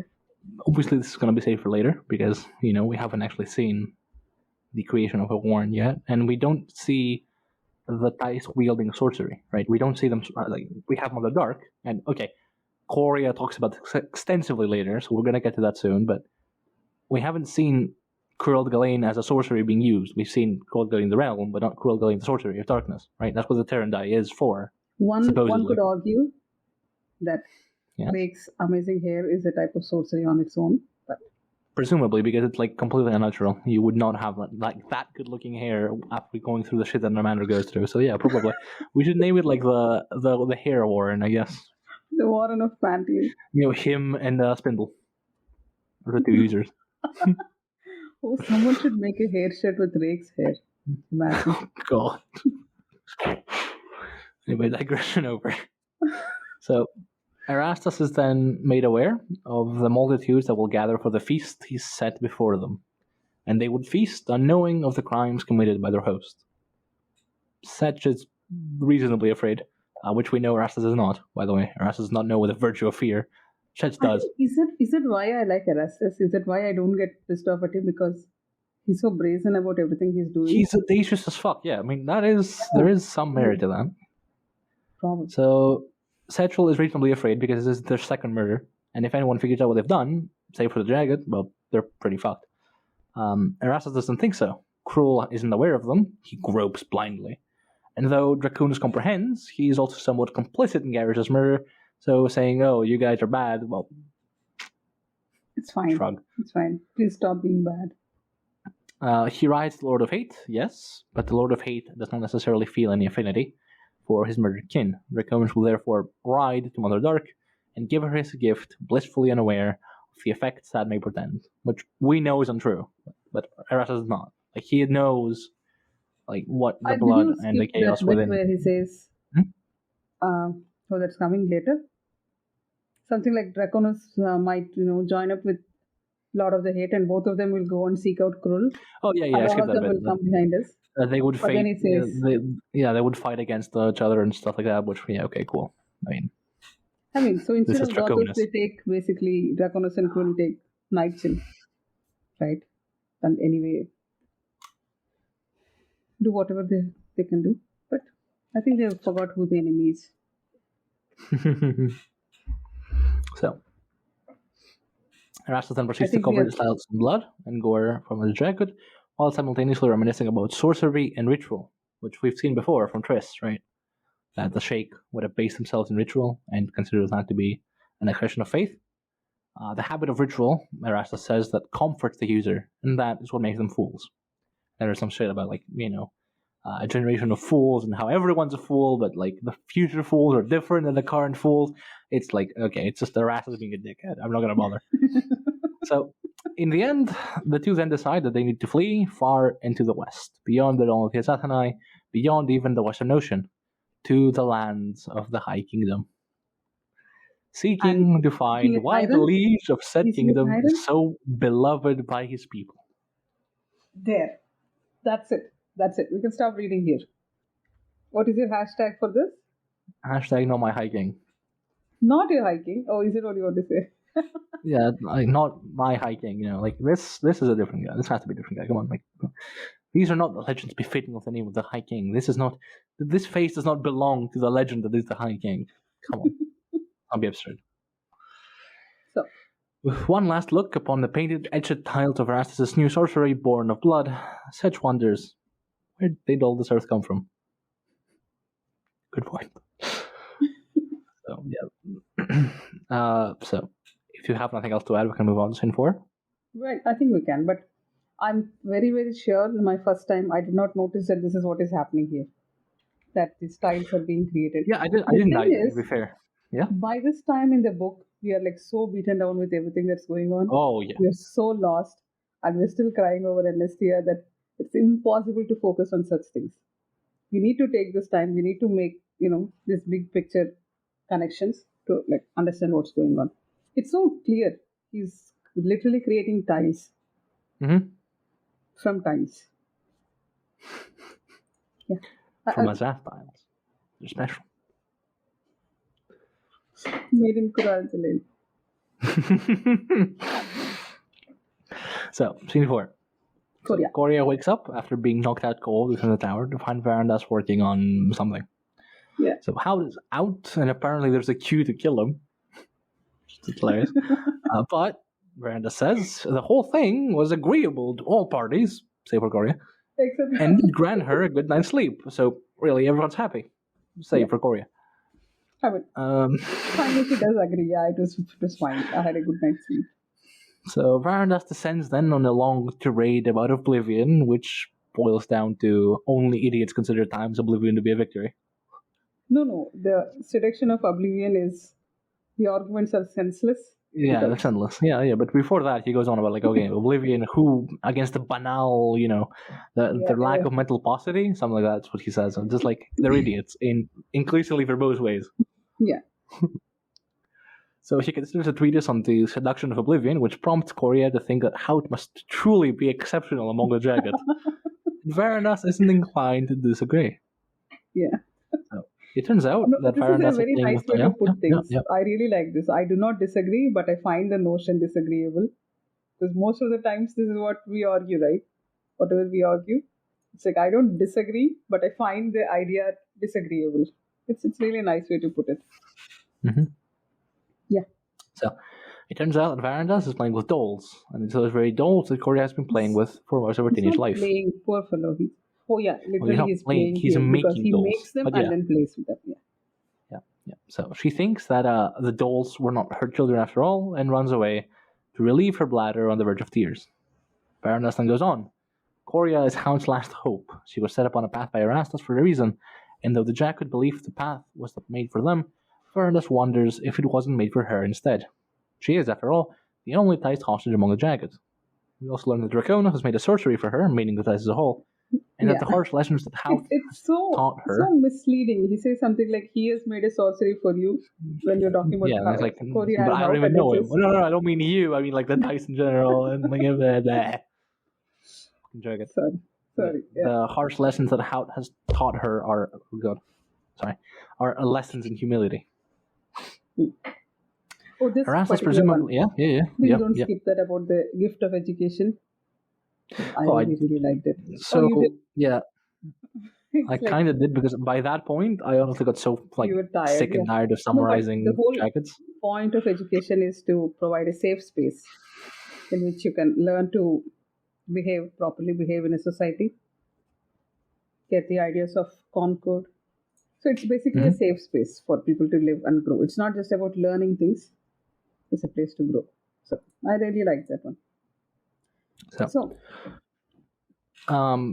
I will save this for the discussion, because there's a lot of things to say about this. But so Erastus sought to take advantage of Draconis' precedent. Mahadar refused to act, and Korya and the Thais as a whole are blind to their power. Varandas then goes on about the gift of learning and more disciplined us. Though there is an excellent passage worthy of being quoted about the Jaghut rejecting the binary of civilization versus anarchy, which again I'll save it for the discussion. And since I'm saving it, there's nothing more to say about this because I didn't summarize the rest. So, based on their actions, despair would stalk the heart of all Jaghut. But the Lord of Hate, aptly named, took upon him all that despair, all the hate and self-hate, and that the Jaghut would give him, and thus absolve them of it. Korya does not understand the Jaghut because, as per Varandas, she seeks complexity where none exists. Is it like pointing at us? No, right? Could be. Absolutely. No. Yes. I think you are seeking complexity. I am guilty of this. Yeah. So then what? In the meantime, is atop Varandas' tower, watching the battle beneath. He purportedly can't see anything, nor do they know who is actually fighting, but Varandas bored him witless with his endless talk of dolls. So he needs to set them away to find their own way in the world. Korya has, alas, locked hers in the box to keep guard over her childhood. What Varandas says next about letting them free to eventually find their own way in the world and needing to wake up next leads Korya to think him mad. So he has named this particular series Nacht, and they will seek out winged apes far to the south. The series given to Korya was named Boliad, and a friendly reminder, if you don't remember, that the Bol brothers were called the Jag Boliad by Arathan in the Book of Fallen. I did not make that connection. I actually went and looked up Boliad Malas, and somewhere I was trying to see if that word comes from. Yeah. Thank you. It's in chapter 2 of the Cabal God, I think. Chapter 2, chapter 3. No, I know that the Bol brothers are related to Jaghut sorcery or something, but this particular, So it's like Or just looks upon this like unconscious like ambi Bol. I think it wasn't like, okay, you're a Jaghut dude, fuck off. Then shouldn't Quickman have some kind of affinity to the Bol brothers if Korya is Quickman? Have they met? Which I don't. Wouldn't they have met in like the Mortwood fightings and all that? Yeah, but like, would Quickman like say, "Oh yeah, by the way, I'm an Andy now that knows his people"? No, probably not. I don't. Anyway. I've never accepted that theory, so. So, well, it's fine. You'll be proven wrong next book, so it's fine. Sure. Sorry. So Varandas fears that he's made too many of such dolls, given their flaws. But what is done is done. An adage that Varandas calls the epigraph of tyrants, and that is just beautiful. So, Korya then leaves him to undo her better. It's done. Yeah. What is done is done. I utter the epigraph of tyrants without any irony. Are you not impressed? Yeah, very. And just fucks off. So, the thunder intensifies as the argument grows fierce, and Korya must needs make haste. As she finishes, Hout has rejoined Varandas, and together they stood against an Azathani, a massive, hulking shape coming straight for them. And Hout's name alone was enough to deter the Azathani and her fists that knocked down towers from knocking aside the group. Arendis advises Korya to thank her master for driving away Kilmandaros, and Jaghut concurs, as he has weathered the perilous ferment of the woman's fury twice in the past couple of days. Something scampers away from Arendis' tower, a doll perhaps, off to find those apes. Yeah. And Varandas says, Hout says Varandas has been playing with dolls again. With dolls again, yeah. But it actually mentions somewhere that it catches wandering souls. So the dolls are actually having some kind of soul, and that's when the soul shifting he mentions happens. that his art is soul shifting, yeah. Yeah. It's really weird that he's catching souls and putting them in dolls and sending them to go find other bodies. So is it why the whole quick one changing the soul of Hairlock? It says something like he invoked Kural Galain. So many. It was Kural Galain, true. Just not No, I don't like it. Korya cannot be quick one. It was. No, I remember that. Don't worry. Are you going to check it? No, I don't need to. Okay, don't worry. Okay, continue. So, hang on. Okay. So, scene 5. We're back to the father and son, Arathan and Draconis, who are riding through the ruins of the Jaghut civilization, as Arathan Korya did. Parallels! Symbolism! Yay! So, Arathan longs to explore the city further, to cut the tether, as it were, and drift away. But before long, Draconis remains before a tower and dismounts. Arathan arrives, but before he enters, he senses that same hulking presence from earlier. Kilmandaros has arrived to speak with Draconis. So she rather easily picks up Arathan, peers into his face, and releases him down. Without a word. It's like, casually comes up, scrolls up, picks him up, looks in his face, puts him back down. Okay, you're fine. Yeah, if you see a small pup standing somewhere, wouldn't you do that? You just pick it up, look at it, and put it down. Absolutely. So Arathan then picks up the reins of Heller and walks into the makeshift stables of sorts. So Draconis is within, now peering at the naked Kilmandaros, as you do. Can I just say, with yeah. regards to the Azathanai, clothing optional. Entirely. Nobody's bothered. Right? It's like bring your own clothes, and more often than not, it's like discouraged. Just don't bother. Yeah, it's not needed. We have enough prowess as it is already. Might as well show off. Yeah, I don't have anything more to add this. That's all I wanted to say. So, Arathan has passed her test, presumably. She senses no malice within him, and Kilmandaros trusts, nay, hopes, that Draconis has killed all of his other spawn. But don't worry, they are doing it to each other, so it's going to happen. So, she then asks if Arathan is awakened. Awakened, yeah. Which evidently is double entendre, because Draconis blesses yes and no. Or rather, no and yes. No and yes. And in short, they have a rather long conversation as befits to godlike beings. Is he awakened or is he not? I'm guessing awakened sexually, as in he laid with Farron, but not awakened to his powers. Would sexual awakening be something that, She asks to lay with him immediately after. And says, you did not save him for me. So probably that's what he means, no? His virginity? Right. Oh, God. Yeah. Yeah. So I did not know this as I would be this depraved. And you had some stuff to say about Wake. What do you say? What do you think about Draconis now? Well, Draconis is like, whatever. He's like, okay, you're not going to lie with my son because, I'm saving over later. I don't remember. Anyway, they have a rather long conversation as befits two godlike beings. Arathan feels rather lost, and to be honest, so do I. So, Kilmandaros is also aware of the manners of the Vorlgen, though a manners she endeavors to use. She says, will you use your weapons, not your weapons, your followers as weapons? And then Kilmandaros says, are they good for anything else? So one day, the Vorlgen will decree that the land of the Dog Runners is rightfully theirs, and they will end the war between them once and for all. Draconis tells her that Jaghut now dwell among the Dog Runners as tyrants, and should the Vorlgen dare to move against the Dog Runners, well, have they not suffered this humiliation enough at the hands of the Diced? Tyranny Tyranny breeds, Draconis says afterwards, and Kilmandaros counters that scarcity begets strife. It's a very interesting, quote. If it weren't complete bullshit, because the scarcity, Draconis says, that was indeed manufactured by the Forwilcan as a justification for their war against the Teist. But by now, this argument has become stale between them. I have forgiven you, but only because you failed. Draconis' magnanimity is minimal, but it is enough to absolve Kilmandaros from immediate retribution for moving against the people under his protection. How grand? Yeah. So, how do I put this? Kilmandaros then tries to lay with Arathan? Yay for creepy sex stuff. And Draconis says, stop it. And Draconis informs her Arathan ought not be her concern, and indeed, he has words that will drive her away.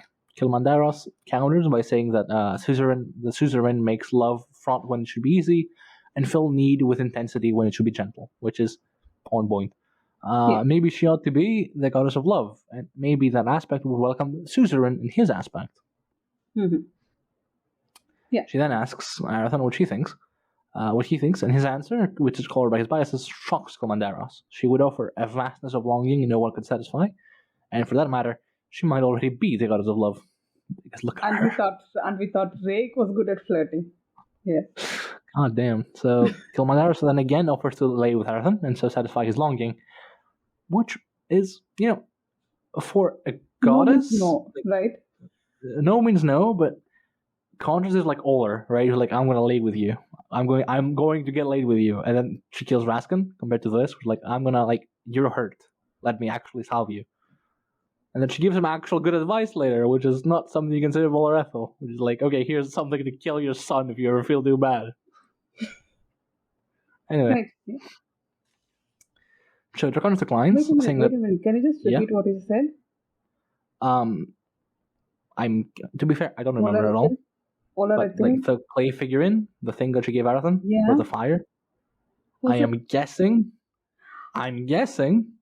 if he throws it into the fire, it will kill their son. I don't know. I don't remember. No, I refuse to believe this. No. Go on. But she does say something like, for the fire, if the love becomes too much to bear.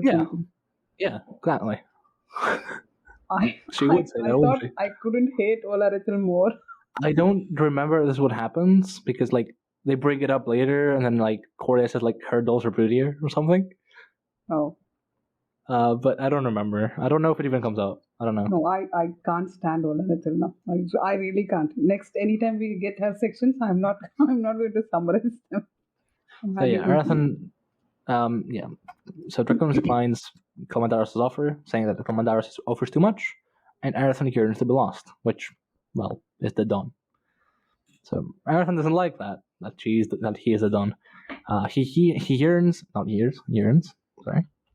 So he yearns to be unknown to all, so that nobody could track his thoughts in the manner that Draconis did. All except for Fern, his child. Draconis then accuses Herastas from murdering Karish, because, Herastas is Kilmandaros' half-son, I think? The stepson? Stepson. Yeah. Stepson, not half-son. How can someone be a half-son? I don't know. I'm not very smart. Sorry. It's late. Which is, again, dead on. For they found power in blood, and they walk the land bearing the blood of Karish proudly. Hood will most assuredly, of course, take vengeance, and though Draconis rides the Tower of Hate to meet him, Kilmandaros fears for his life. He would always rush headfirst into the breach to offer his life in symbolic sacrifice and bear the wounds proudly. There are things not even Draconis can repair, and that he does not seem to understand. This sort of makes me feel sad for Draconis. Seriously.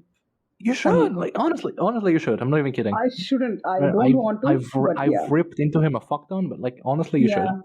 Yeah. True. Yeah. Kilmandaros instead will seek to prevent Settle from going down this path, and Draconis' advice is to kill them both.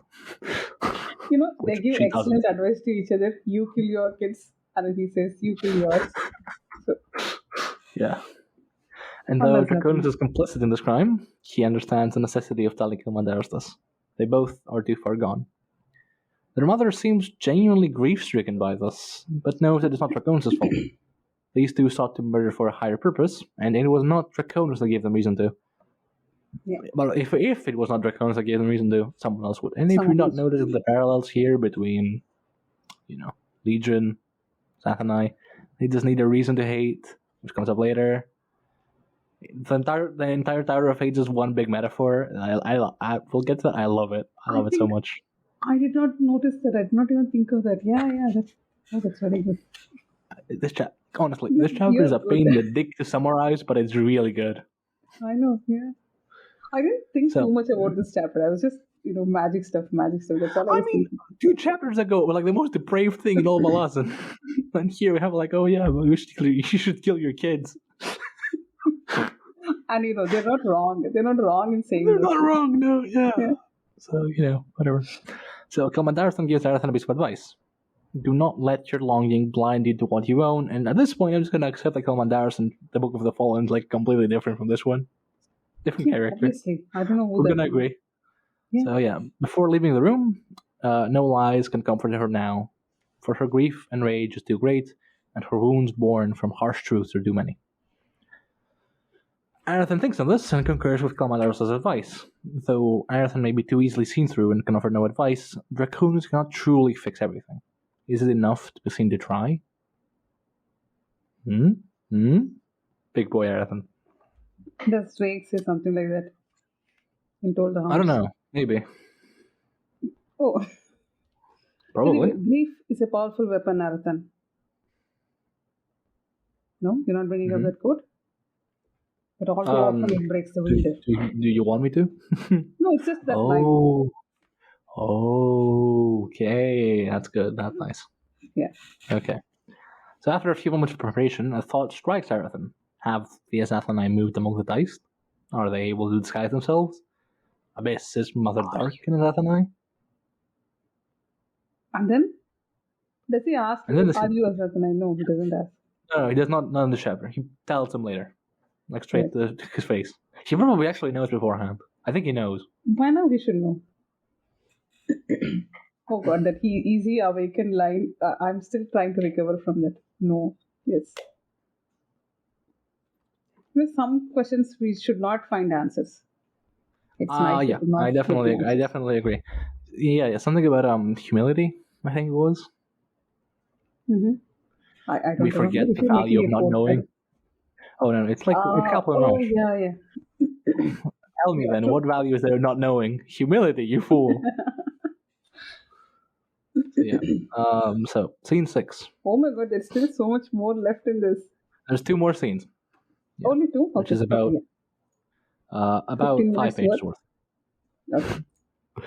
Yeah, so cut back to Korya and Herat, with the former having just woken up from a terrible nightmare, which is about dolls and burying them alive, and there's probably some symbolism there that I'm not going to bother with right now. Again, because I'm tired of Jaghut chapters. Is Crump one of the Bowl brothers? Yes. What is Crump made to do in Bone Hunters, I think? Reaver's Gale. He digs a hole. He keeps digging holes, one after the other. He digs great holes, the best holes. Yeah. And then he covers them also. Yeah. And then you're like, yeah. Is that important? Are you making an insinuation here? Am I confused? I don't know. The dolls have been digging something, and I don't know. I was thinking about that. No? So. Yeah. Honestly. No, I'm still recovering. Any guess is better than mine. The Boliat dolls being the Bowl brothers. I've still not got over that. So, yeah. So Herat is his usual sarcastic self, and Korya remarks that she has no intention to visit someone known as the Lord of Hate. Fucking finally. Someone says it. So yeah, Herat is inclined to agree, but visit him we must. And also, Korya's incessant questioning forces Herat to tell a tale, and he so dislikes telling tales. And at this point, I sent Mora a message saying, why the fuck do we bother making episodes in the prelude if these 2 idiots are just going to summarize it for us? Tell us why you don't like telling tales. So, Korya and Herat then described. I could just quote the entire thing, honestly, but I summarized it as best I could. Oh, sure. So, Korya. Actually, let me do it. It's a fun few quotes. Hang on, let me find 719. Thank you. Shit. Come on. We should be telling people to like follow along with the book open in front of them because we're summarizing them so deeply. Oh yeah, sure enough. Like, instead of That's a good point. watching, So there's nothing to see. So okay, yeah. now tell me, Because- why do I dislike telling tales? Because Oh boy, because they imply a unity that does not exist. Aristotle.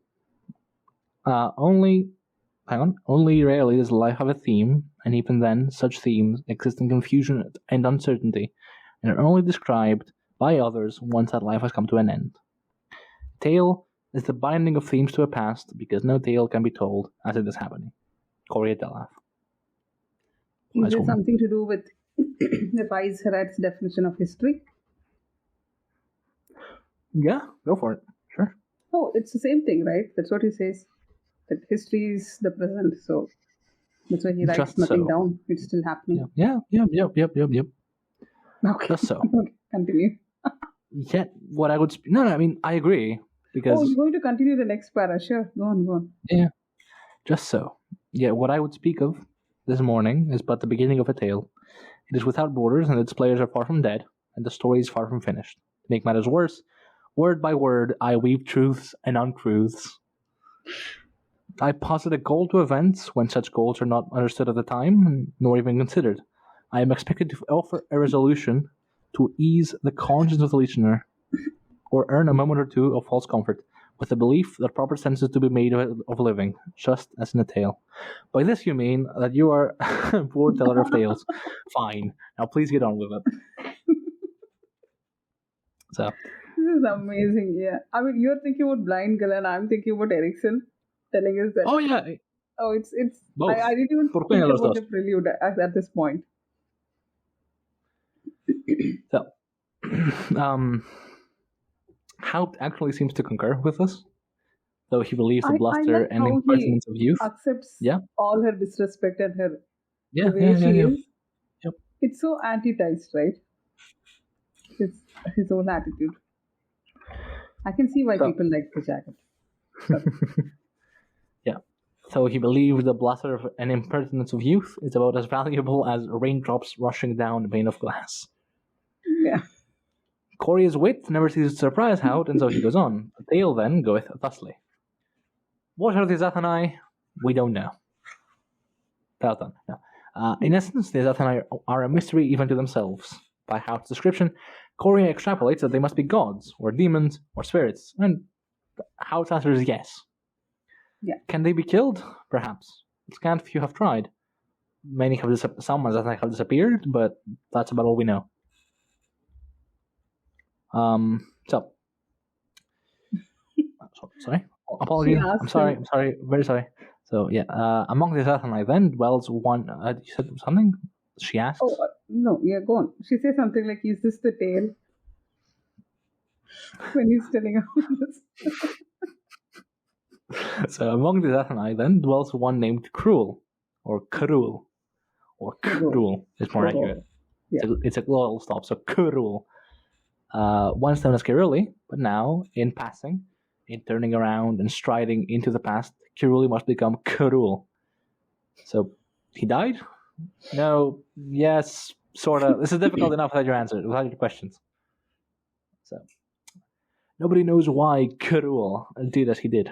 What he did was bleed endlessly, ceaselessly, and from that blood sprouted forth sorcery.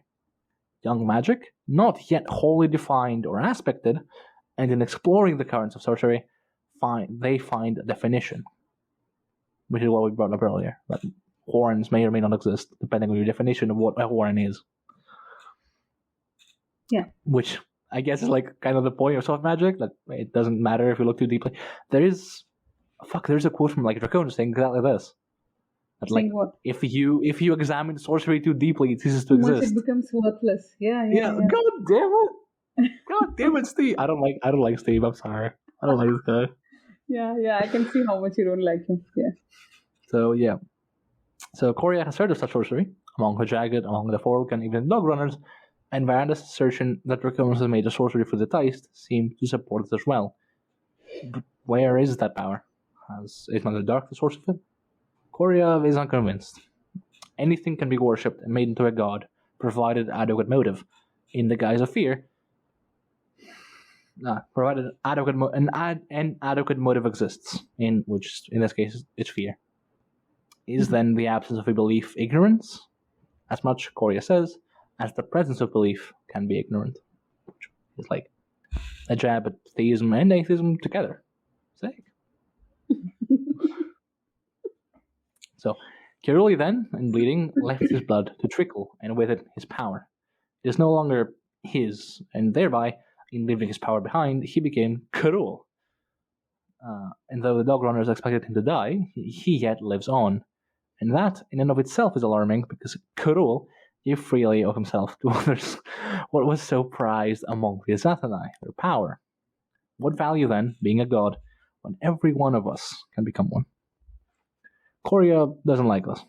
What value being a god when you bully all those beneath you? Yes? The parallels between, a society of high bonds. What if there was, what if you didn't have servants? Oh God. What if we were all gods? No, civilization would destroy then. I didn't think of these things at all. Like, this last episode, I think I was telling you that why aren't these split into like 2 books? Yeah, I see now. Yeah.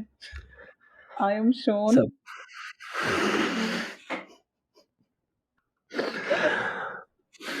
and Amanda Rake, my hidden friend. Thank you. So, Korya does not like this. What value being a god when you bully all those beneath you?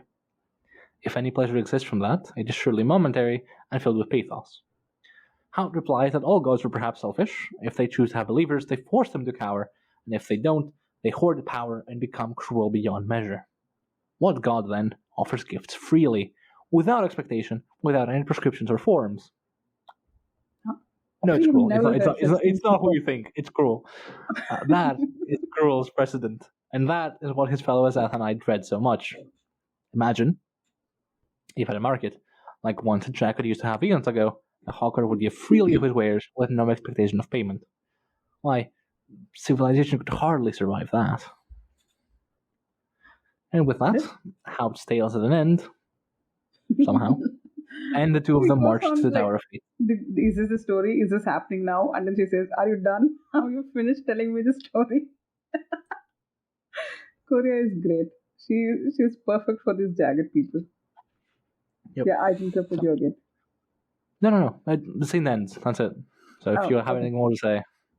No, they're going to meet this guy. The Lord of Fate, yeah. Lord of Fate. And what's Arathan doing?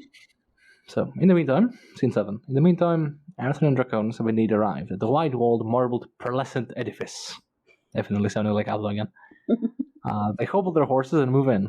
They enter within and find a rather untended place with like bat and bird guano, whatever. I mean, it looks untended. Typical, yeah. And then some dude walks in from like a trapdoor after Draconis leaves to go get like some chairs or whatever. And then some Jaghut comes through a trapdoor, like, oh, well. They don't even stare at, they don't even look at each other. It's like Jaghut just walks off with some ink, slumps down on his chair, and then begins waxing philosophically about the writing materials of individuals. Some would choose to write in blood, and others choose to write in wine, and like I choose to write in ink. Fuck off, waffles. So Arathan informs this Jaghut that they seek an audience with the Lord of Hate, ostensibly blissfully unaware that he's talking to him. This Lord of Hate, however, is no sage. He's a fool. He writes an endless suicide note, telling his audience that death is the gift of silence. He asks Arathan then if he too longs for peace, and Arathan just responds that his father will be back shortly. So the Lord of Hate then instructs Arathan to inform the Taist of his father's temper before it is too late. Ooh. But Arathan has no plans for returning to Kulagalain. He plans to stay here, in the Tower of Hate. And so the Lord humors him. What material ought to be used to construct a Tower of Hate? Why, something pure and shiny for all to see. Marble, then, or opal, crafted by an Azathanai mason, whose skill is unparalleled. So then, what are the levels of hate? Arathan's reply that hatred blinds means that the question in and of itself is meaningless, because if you can't see it because it blinds you, what need do you have for more levels? Levels, yeah. The Lord then asks Arathan about what he thinks of the aforementioned never-ending suicide note. Arathan noted it's a joke, and he does appreciate its irony. We'll circle back to this in the same chapter. Hate, then, does indeed blind, and there are no levels to it at all. What then of windows? What of a door? A window, Arathan says, is not needed, because all that lies outside of hate is irrelevant to the one within. A door is similar. There may be a way to dwell within, but no way out. And so, the Tower of Hate is made of wholly solid stone, a monument to biting irony, until someone brings it down in conflagration. None live within it. Gothos basically made the Burj Khalifa equivalent of just irony. Yeah. Draconis then strides within. He pulls a clay jug, that gift that he made to the Lord of Hate the last time he visited, from a nearby chest, and sets down a pair of goblets into which he pours wine for Arathan the Lord. Arathan then would make of himself a gift to the Lord of Hate, Draconis says, and he is trained in letters, and will thus transcribe Gothos' folly from its current state, which is terribly written, and it's written in Old Jaghut, which is a language that Gothos purportedly despises. And he says, I would kill myself in the first 5 pages. Would that I did. It is indeed written in Old Jaghut. Just, okay, if you like Gothos, this is great. I don't want to summarize this. Like, yeah. Oh, God. So, yeah, he is going to summarize it into a more suitable language, like Retheist. Yeah. The Lord of Hate is unimpressed by Draconis' assertions that even he has limits, and forcing someone to describe his folly is something he wouldn't wish upon anyone. But Draconis assures him that Arathan's stay will be until he awakens unto himself. Sorry. Arathan does indeed elect to stay, and upon Gothos' questioning as to why, his response is plain. An unending suicide note cannot be but a proclamation on the worth of living. Amazing. That's an amazing way to frame it. I like Gothos. I don't hate Gothos. Yeah. I'm okay with Gothos. You're okay. Not okay with him. I really like Gothos. It's like when he's not being a prick, he is much more, evident. But even like later in the chapter, like Hood tells him don't say such things, or Gothos might be awakened to irony or mockery or something. So yeah, it's like yeah. But anyway. So the Lord says that he will fight against Arathan tooth and nail, moment to moment, and try to tear his arguments down. By what strength will he stand against them? Arathan's response of youth is enough to make both Jaghut and Zathani proud. Gothos then hands Draconis the key to Hood's chains and asks Arathan about his name. We learn the meaning of it, walk on water, in Zathani, and when asked if he now fears water, following his accent, he shakes his head. Draconis, Arathan claims, seeks redress and redemption in freeing Hood, but Draconis misunderstands. Hood will not chase their asses down in the name of vengeance.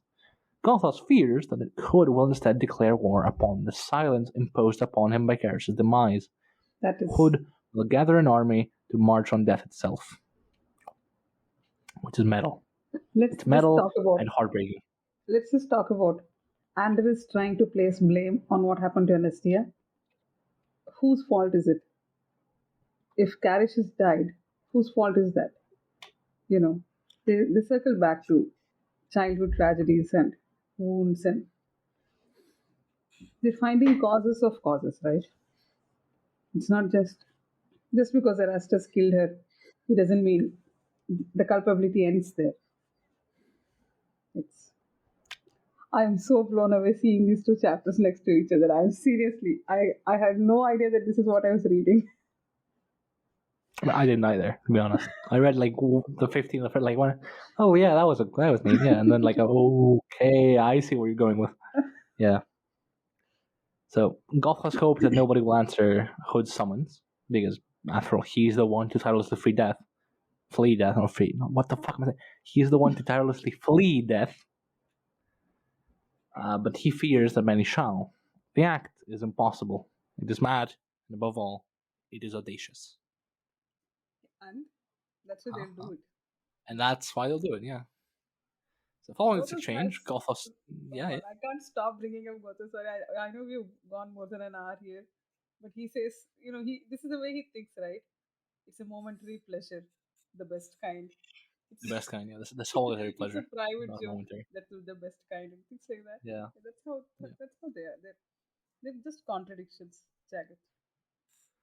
Then yeah, they meet Hoot. So following this exchange, Arathan heads below to the trap to find his father. The latter is trying to convince Hood of his purpose. His gift will be purged of Harris's blood, Hood will be free to seek out vengeance, and every Azathanai is outraged, trust me, by Arathan's crime. Hood all but calls him an idiot to his. Oh no, he does. He does call him an idiot to his face later.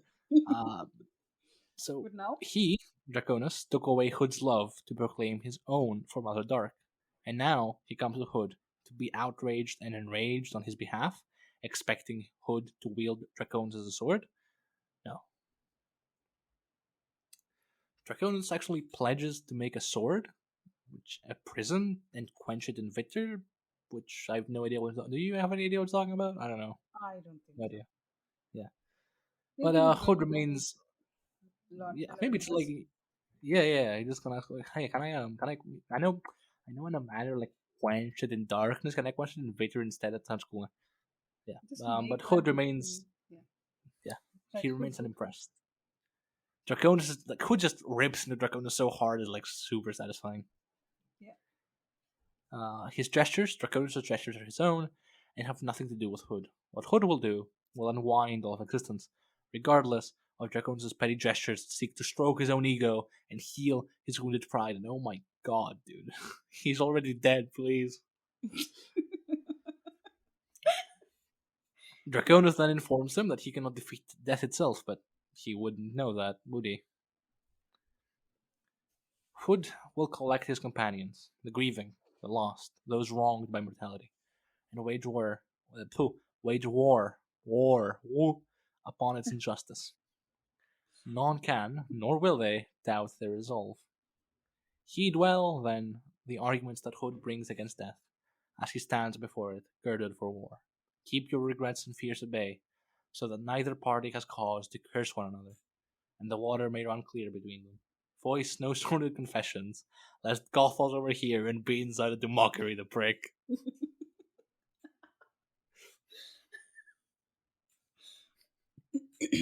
Yeah. Alas, Gothos chained Hood out of love, and now Draconis calls upon him for the very same.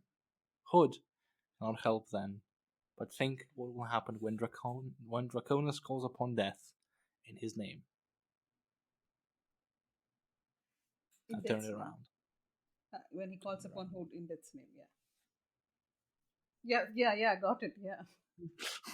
There's just Yeah. one more page left. Finish it. Yeah, Arathan has something to add to this discussion, however. He believes that by deed, Hood will prove Gothos wrong. His arguments ring false, and though Jaghut could never quite articulate why, Hood's deeds will instead provide answer enough. An answer to display that the argument of civilization is indeed endless. He blesses Hood for trying, believing, nay, knowing full well that he very well might fail. Hood weeps at Arathan's words, and so Draconis pulls him away. Draconis, indeed, is beset on all sides, yet refuses to stray from his path because he knows no other. Alas, that same thing had been said of everyone so far, from Hood, from Mandaros, from Gothos, even Alarithil. It's what all of them say, even when they don't say it. There has to be another way, Arathan thinks. The time is due, however, for Draconis to leave. He must indeed remain on this path, and this path will bring him to Gorkanas. He advises his son to find a Jaghut named Sinagig. Somebody No? we know? We do know. So yeah, Sinagig Loves has horses. he loves horses, yeah. And probably has a sister named like Frillis, but whatever. And to take care of himself and his horses, and to remember that they're actually no, she hadn't been born yet because she's never mind. And to take care of himself and his horses, and to remember that there lies a world beyond Gothos and the Jaghut, and to take his leave when he's awakened. Arathan reveals that he knows Draconis is an Azathanai and advises his father to be careful. Aw. It's please. No? I mean, I don't think he's saying that out of like fatherly love or anything. He's just saying, as a decent human, be careful. You're hiding a secret and you're doing bad things. No, that was Arathan telling Draconis to be careful. Yeah, Not the yeah. other way I mean, around. it was not like a fatherly love is not a correct word. What do you say for sonly love? I don't know how to say that. I don't know. I think there's some. Oh, maybe not. Filial piety. I don't know. So anyway, then what happens? Draconis then rides away and disappear. Does he First of ride all, away? Calaras turns into it like slightly different, more dark, more lurid. He rides away, and then about 10 paces in, he disappears into a portal made of impenetrable darkness. Like the way Topper used to open. Topper? Ooh. One of them used Topper. to do it, right? Yeah. Yeah, Topper's the half hand guy. Arathan then stands alone, with no farewell or embrace, feeling lost, feeling free. From across the clearing, two figures, a Jaghut and a young-sized woman, have appeared. They have come for an audience with the Lord of Hate. Hout rather rudely wakes Gothos up, If you're not dead. and yeah, if you're not dead, Gothos wake up. And Korya seems to shrug apologetically. The two meet, and the transformation seems to have come to both of them. Arathan no longer chooses nails, apparently, I mean, because he's a man now. He needs to be different. And he Korya, was chewing his nails and well, she tells him to stop. he was now. It's like, do you always do that? No. I just pulls it away, and presumably he won't do it again as long as Korya's here. Oh, please. That's the idea. You're extremely generous. No, no. I think the idea is Am that I? he's still quite unsure of himself without his father. And he I just mean, wants to hide obviously. it from her, saying that, no, I don't do it anymore. But I'm sure he can. You can't break bad habits so quickly. This is a He'll big try to argument. this point. But anyway, yeah. A new era has come for both of them. And that is all. So that was That's chapter 16. 2 goddamn hours of discussion. Holy shit. I don't even know. If you stayed with us this long, I'm sorry. We are thankful. We are also thankful. But we're mostly sorry. Because we have subjected you to a whole host of things, including we came to Gothos. so many realizations. No one deserves to be actually. Yeah, we did. And I hope you did too. Both hope you did too. So, thank you. yeah, thank you very much. And we'll see you next time. Good night. Good night.